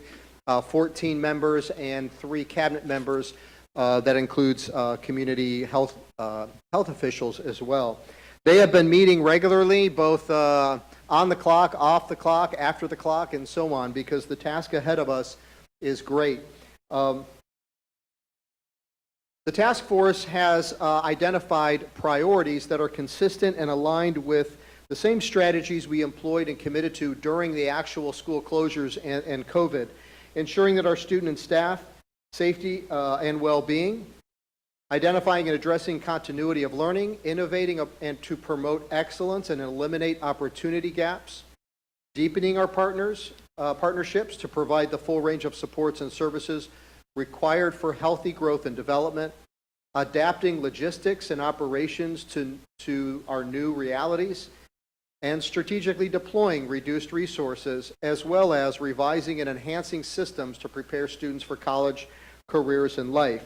So this is far more than a logistical process of how we will reopen schools, move students from one place to another, but also how do we ensure high-quality learning opportunities for all of our kids. The task force launched a robust community input and stakeholder feedback process that included the community portal where any individual in our community can provide feedback and input. I referenced that we've received over 10,000 individual pieces of feedback, and staff are collating and collecting the information. All of the feedback remains on the website for full transparency so others can see what is being submitted. In addition, we've reached out to our school advisory councils at every one of our schools and requested our principals and administrative teams bring their school advisory councils together for input and feedback. That will be completed here this week by June 19th, and administrators are required to provide the feedback to the task force, which is being utilized for considerations going forward. And then as well, we have identified 31 different teacher-type groups that are represent our schools across the district. So you might say, I thought a teacher was a teacher. Not really, because we have teachers in a teenage parent program, we have teachers in a automotive program, we have teachers that teach U.S. history, and teachers who teach medical services, and then we have teachers who are teaching our littlest ones in pre-K, kindergarten, and so on. So the needs and the perspectives of our teachers really span the range of possibilities. So the team, or the task force, felt it critical that they reach out to every type of teacher represented across the district to get their feedback and input, and they've been in the process of collecting that. Here we have some of the trends that have emerged in the feedback that has been received and has been reviewed. The feedback has been reviewed that nearly all groups want to see very clear guidelines prior to the start of the school. So you see that represented in the green column of lists there. Things such as attendance and medically fragile precautions, how we're going to manage blended learning, transportation, as well as cleaning protocols and procedures for our food service program. At the same time, feedback is also clear that our community does not share consensus on many other key points that is represented in the yellow box of information.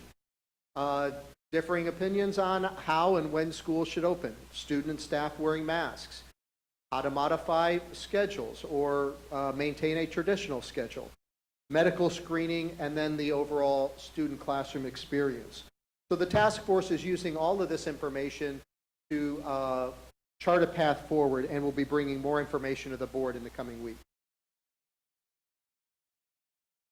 In addition to stakeholder input, the task force is utilizing publications or available resources from the Florida Department of Education to the Florida Department of Health, and so on, that is guiding and providing best practices for consideration. The most recent of which we received from the Florida Department of Education just last week, late last week, outlining or providing guidelines for reopening Florida schools as well as the CARES Act.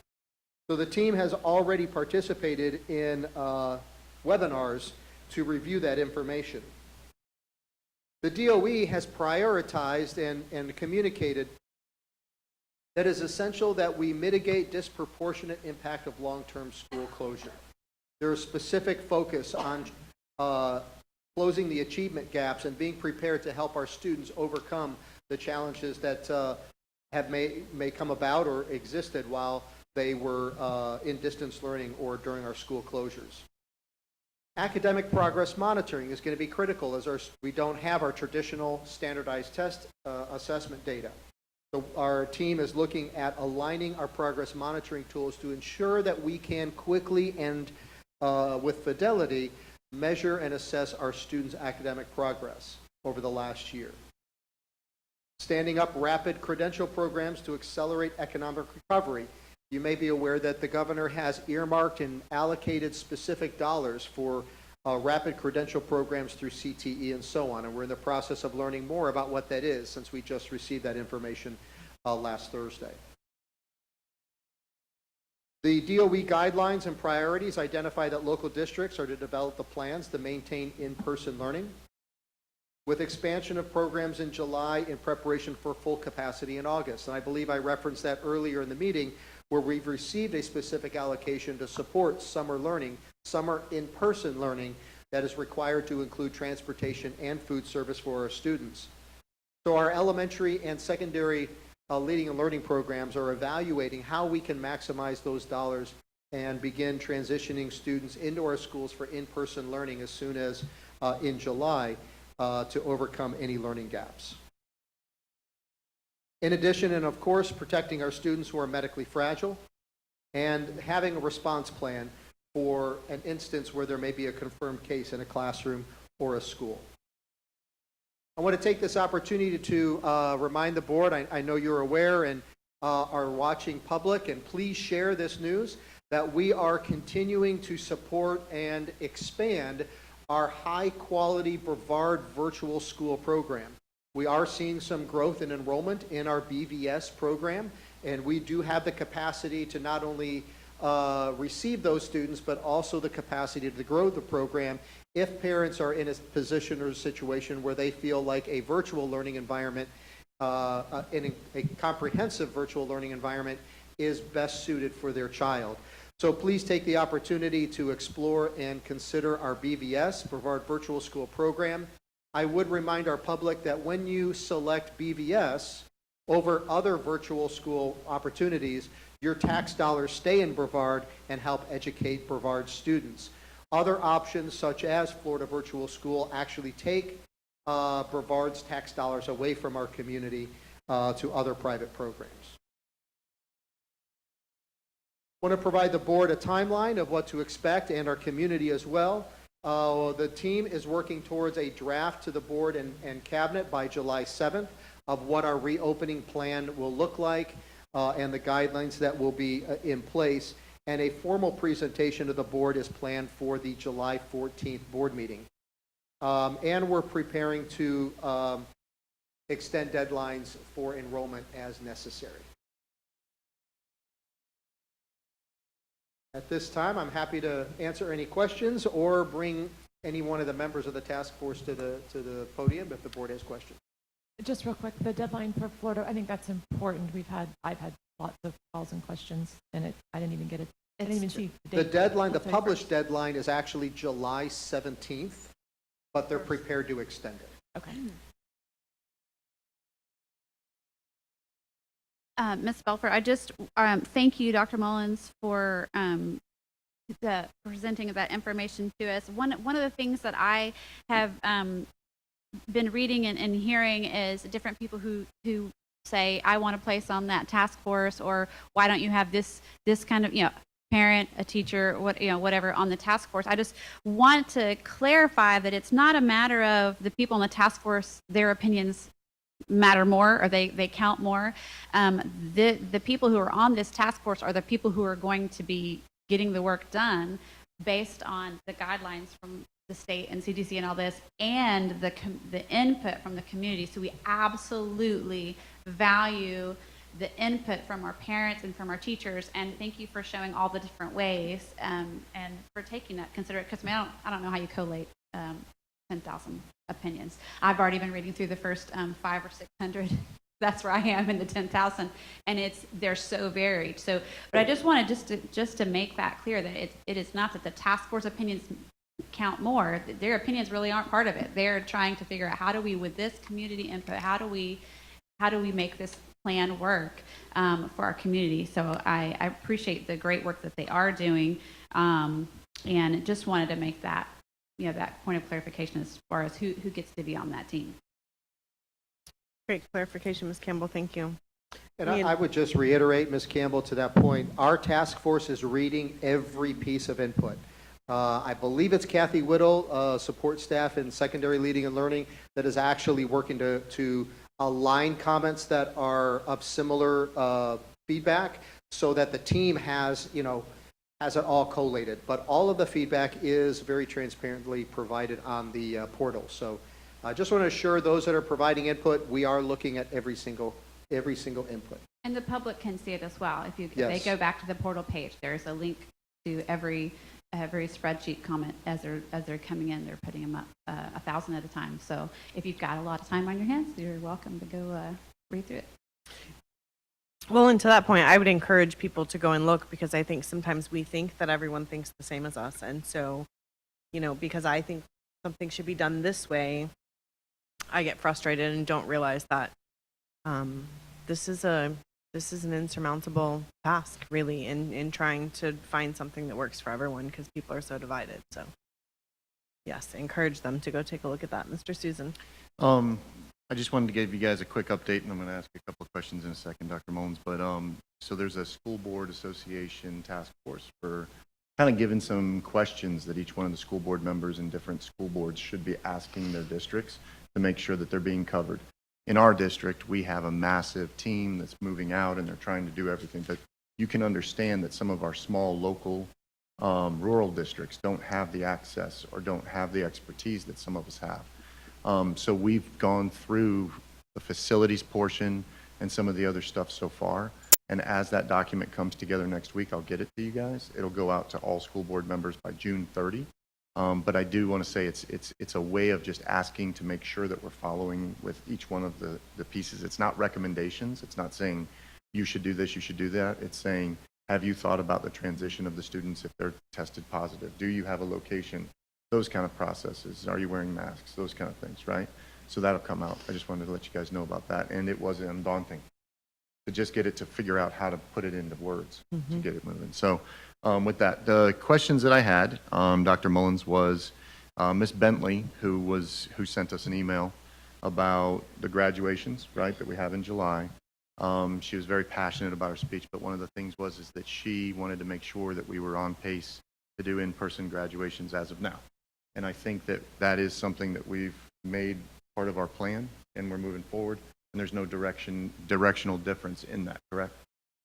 Excuse me, we're continuing to evaluate what that looks like. I believe the first alternate July graduation date was July 18th. I don't have that with me, but I believe it was the 18th.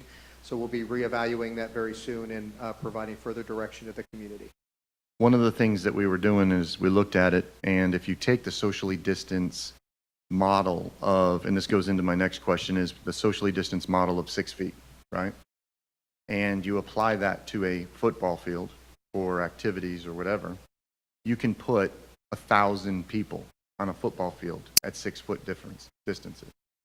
You can take and double the CDC's recommendation to 12 feet, and you can put 500 people on a football field. When we're saying that, and that was one of the things I was going to ask Dr. Mullins, and I keep bringing it up, is right now we currently are at a 10-person per group with some kind of variation to allow our programs to kind of get more kids on a football field and track kind of. I was wondering if you could talk to that real quick. And then the other piece is that we have some of the, and that's for athletics, but then also for band, and I'm kind of touching your area. I don't think there's a band in this county that has less than 50 people, right? So how are we going to allow them to move around and train and stuff like that? And then volunteer coaches I'll just touch on, and that's it. So Dr. Mullins, if you could tell us what that looks like for multiple groups on a field or something. Yeah, I would probably, Ms. Moore, if you're there, it's like magic.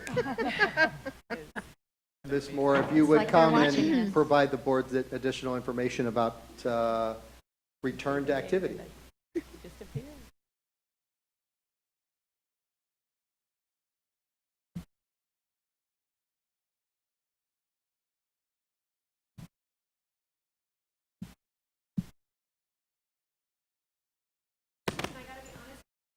The first of what you Sure. were saying, and then we got into a conversation about that. Thank you. And I missed the second half, so if you could repeat, I'd appreciate it. So the 3 areas that I was going to touch on, the first one was graduations, and Dr. Mullins answered that. The second one was the number of students that can participate in the athletics on the field, the football field, open areas. And then the other one that I was going to ask you about was we have in both football and sports and in band, you have volunteer coaches. Many of them don't get paid, but they're committed just the same. They've done the background checks just the same, and they're an integral part of those operations. When I coached, there was at least 5 or 6 guys that volunteered their time every year and never took a supplement. What are we doing for those individuals, both with band, because there's expertise that's there, along with football that's there? Are they allowed to be a part of it, that kind of stuff? That's all. So the first one was, what are the justifications? What are the gray areas as far as, okay, you can have 10 kids on a field, but a football field is this big. We can put 1,000 kids there socially distanced. How do we work that? And then the other one is are we allowing those volunteers to come on? Thank you. All right. So the first part is let's talk about the football field, and let's talk about the guidelines and also what our students are coming back from. I haven't done the math. I can't attest that you can fit 1,000 kids on a field with 6 foot distance, but I don't doubt that you have. So we actually didn't say that you can only have one group of 10 on the field. What we said is that you can look at your larger areas and divide them up into sections or segments that will accommodate the activity that you're doing. Our example was that you could divide a football field into a track area and divide the half into one group of 10 on one half of the 50-yard line and the other group of the students on the other half of the 50-yard line. That kind of takes into account both the movement that's going to be on the field and the number of kids that can be supervised by any given adult on that field. The other thing we took into consideration was not just the guidelines, but the fact that our students are coming back after not being in our buildings for quite some time. And we're going to be introducing them back into a structured setting that they may not have, one of 2 scenarios. They may not have interacted with their friends during this entire time, in which case we need to control that interaction, right? The other case is that they may be very much interacting with their friends during this time without masks, without social distancing, without following any of the guidelines. We're responsible now for protecting them and keeping them safe as much as possible during following the health and safety guidelines. And so we wanted to bring them back in a way that was controlled, in a way that was safe, in a way that we controlled the movements. So it's not just about following the guidelines, it's also about the nature of kids and the nature of adults, and making sure that some of the practices that may be being followed or not followed in these past 3 months, that we can control for in a way that's safe, bringing kids back into school. So I don't know if that answers your question about fields and gyms and, you know, back areas of schools and how they can be divided up. But it wasn't just 10 kids on a football field. It was what's reasonable, how can you divide this up, how can you monitor it, and how can you ensure that we're moving kids safely from place to place. Yeah, and so many of our rural counties have come back fully. I mean, they got full football practices and stuff like that in Union, Bay, other areas. They're physically practicing. And part of the concern is exactly what you said about them. They're physically conditioning, right? Because they're not practicing, well, right? Anyways, the same thing is that they are coming back, and it is difficult for some of the coaches to try to keep them separated. Absolutely. Right? I've heard that. I heard that comment. Can I ask you this? And I know I'm kind of getting into a gray area. Are they allowed? Because we used to run what's called a circus. It was a circuit of 10 kids around the socially distanced by 75 feet, right? But you could have 1-2 coaches running the workout. So you utilize the field, you're 50-50, right? If you had, say, 5 groups of 10, but they were 25 yards apart and they moved in pods across that, would that be something that's socially acceptable for our plan? I don't know about socially acceptable, I mean, because I don't know our what plan, they're I'm sorry, doing, our but plan. they're absolutely within the guidelines if they keep the kids apart, if they can monitor them, if they can control the movement, if they keep themselves safe and healthy, and that any equipment. So, for example, the example you gave about circuits presupposes that you're moving them kind of rapidly around the circuits. One of the things we built in, especially in phase 1, is 15 minutes in between circuits, because if they have any equipment that needs to be cleaned, if they have any area that needs to be wiped down, that has to happen before another group of students can enter into that area, whatever that may be. But if they don't have any equipment that needs to be moved down, they can move between. And as long as they are keeping the social distance of the groups, you can have more than 2 or 3 groups of 10 on a football field. As long as they're Our separated. recommendation is 3 on a football field. We make that recommendation. Schools are responsible for the implementation. Okay. And I'm sorry, I'm just trying to visualize this thing. Sure. If I'm at Vieira High School and I've got 3 groups of 10 on the field, and then I've got another coach on the practice field in the back, he can have 3 groups of 10 over there, and then they can run in between, right? So they can get an entire football team in there with 2 coaches. Okay. Sure, and Okay. and then you have the area of the weight room, and you might have a third coach in there running the weight room. Yeah. Yeah, I think, okay. And then in our weight room that we talked about, and we said that we use the guidelines for the Florida High School Athletics Association, or the national. The national, correct. It talks about 3 phases. It talks about the first phase, no spots, second phase, spots on the sides of the bars, right. that kind of stuff. Right. We're in that same. Yeah, and we deliberately took the word phase out of our plan and put stage. We didn't want it confused with the governor's plan. Yeah. But yeah, that we followed the same exact guidelines. That was kind of our model, is that plan. Okay. So then as far as activities for band, they're under the same direction.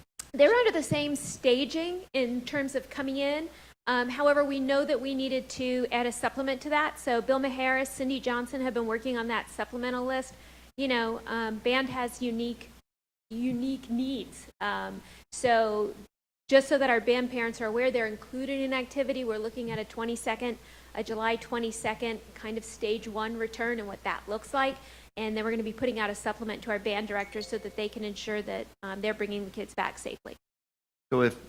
So you're saying that band will not come back until July 22nd to condition? I'm sorry, June 22nd. Okay, I apologize. I apologize. Just so that everybody on the call can do that. Yeah, correct me. I appreciate that. No, that's okay. And I applaud you for going out and getting the temperature checks and getting all the forms. That was amazing. Like when you sent that to me, I was so excited because that is one of the major things that we're seeing with research is testing that. And everything. Yeah, and I just, again, and I appreciate Ms. Bell for doing the shout out. Christy Rodriguez in procurement has done an amazing job. All of her team has done an amazing job. Dr. Sullivan and Leading and Learning, matter of fact, they're distributing the thermometers today and yesterday. I saw Sarah Robinson picking up her thermometers this morning for her school. So there's there's some real cross-divisional work that's going on with every single thing we're doing now.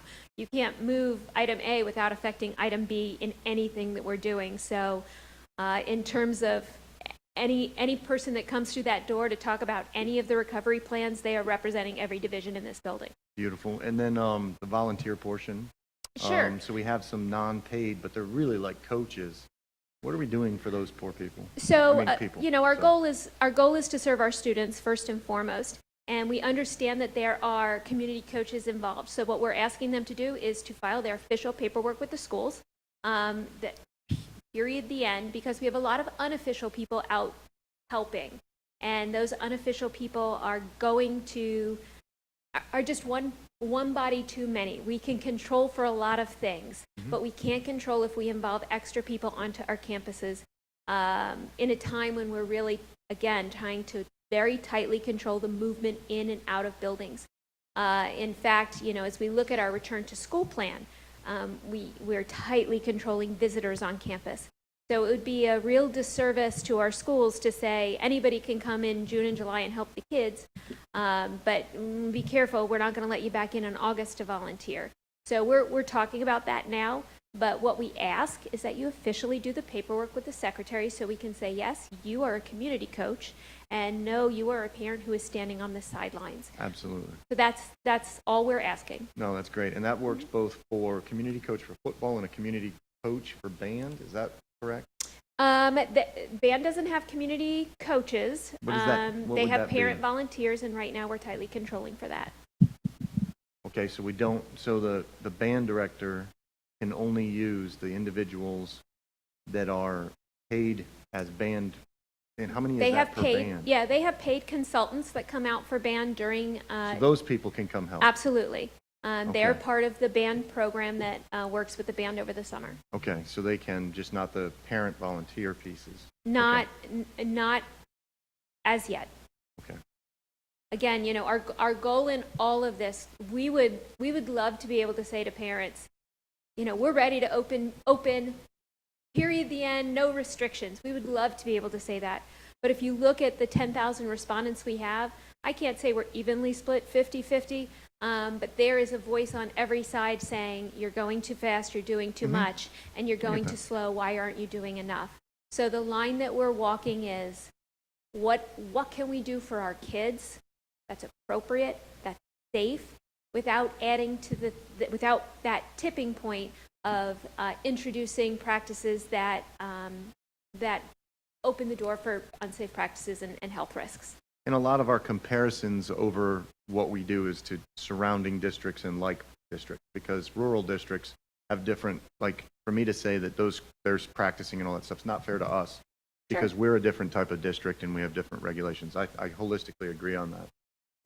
What if the governor comes out and moves to phase 3 early July and the other surrounding counties start moving in a different direction? Would we come back and reevaluate at that point the different pieces? Yeah, within the plan we say that we're going to reevaluate with all the new information that comes out. If we get new governor directive, if we get new CDC guidelines, if we get something new from the DOH, we are open to coming back, not just open, we will come back and reflect both on the activity plan, whether that means scooting things forward. Right. More importantly, and I think this is important for our public to know, if that means pushing things back. So it's going to depend on the data that's available to us at the time, and we're open to, and we even say in the plan, we are going to reevaluate as new data comes available to us. Governor goes down to phase 1 again, we reevaluate. Governor goes up to phase 3, we reevaluate. The DOH comes out with new guidelines, the CDC comes out with new guidelines, the governor's plan, FHSAA might push back their fall season, in which case, so do we. So we have to be aware and open to as things change, so do we. That has been probably the biggest challenge during this time. We'll work for days and months well, not months, we haven't had months to work on anything. We'll work for days. I mean, 15 hours for 2 or 3 days in a row on a plan that's beautiful. And then one press conference later, it's all out the window. So we have learned to be, I know everybody talks about grace, and flexibility. We're like yoga masters in there. So we appreciate the patience that you've had with us in getting some of the information out. And so that transfer from down or up should happen pretty quickly just because we already have them in place. And it shouldn't take like a week or something to reevaluate or something like that. It should be a pretty quick switch because we've already put together kind of a plan. It's not so much, I agreed, but we have to understand it's not just the process of changing the plan. It's the process of communicating and training and getting us all on the same page. So I could rapidly get together the 5 or 6 people that we worked with to design the plan, but then we have to get together with the 30 principals and make sure they understand the changes, and we have to get together with the 30 ADs and make sure they understand the changes, and then the ones that missed those 2 meetings, we got to catch them up. So we got to notify the board, and we have to get cabinet all. So it's the changing the plan isn't the difficult part. The making sure we're all on the same page and we're communicating it to not just our staff, but the public, that's what, takes 2 or 3 or 4 days at the end of the day. Thank you. Yeah. Thank you. And I'm sorry to kind of rapid fire at you. No, I'm I good. really appreciate it. Listen, this one I know. Thank you so much. And then I did want to say thank you to Dr. Mullins. I told him, I said, I have all these things that are from the Florida School Board Association that I wanted to express. And he said, absolutely, sit down with us. Let's work all those things out as far as what your concerns are about graduation and everything. So I wanted to say thank you, Dr. Mullins, for being open to that. Thank you. That's it. Sorry, I don't have any questions if you guys have. Kind of stole the whole thing. Ms. Moore, you may not want to go just yet. And I don't know if this is you're the right person or not, but I've been getting a lot of constituents reaching out to me saying, okay, so you're opening for our students to work. What about my swim club? What about my you betcha. run? So where are we with that? Sure. Actually, I'll speak on behalf of Robin Novelli, but it's him and his team that's working on it. But we've talked about it extensively. Every year we have to relook at the facility use agreement and agree that it's appropriate. This year we knew that it wasn't appropriate because there's going to need to be more cleaning after events. We need to assure our parents that if the community uses our building on Sunday, that we'll have custodians in there Sunday night or first thing Monday morning to do a deep clean into the area that students are entering into. So we needed to add additional custodial hours into our facility use agreement. We discussed this on Monday. That should be done by July 1st. And from that date, and to everybody's agreement, it will be done by July 1st. And after that date, outside community partners will be able to fill out the form, send it into principals, and principals will be able to evaluate it as they do in the past. The process hasn't changed. We're just asking all of our community partners to wait until July 1st when the new form is available. Thank you. Yeah, you bet. Anything else? Ms. Moore, thank you so much for being on the ready for us all the time. We appreciate it. All right. Is there any further business before we adjourn this meeting and reconvene our policy work? All right. That being said, the board meeting is adjourned. Good job, Dr. Mullins.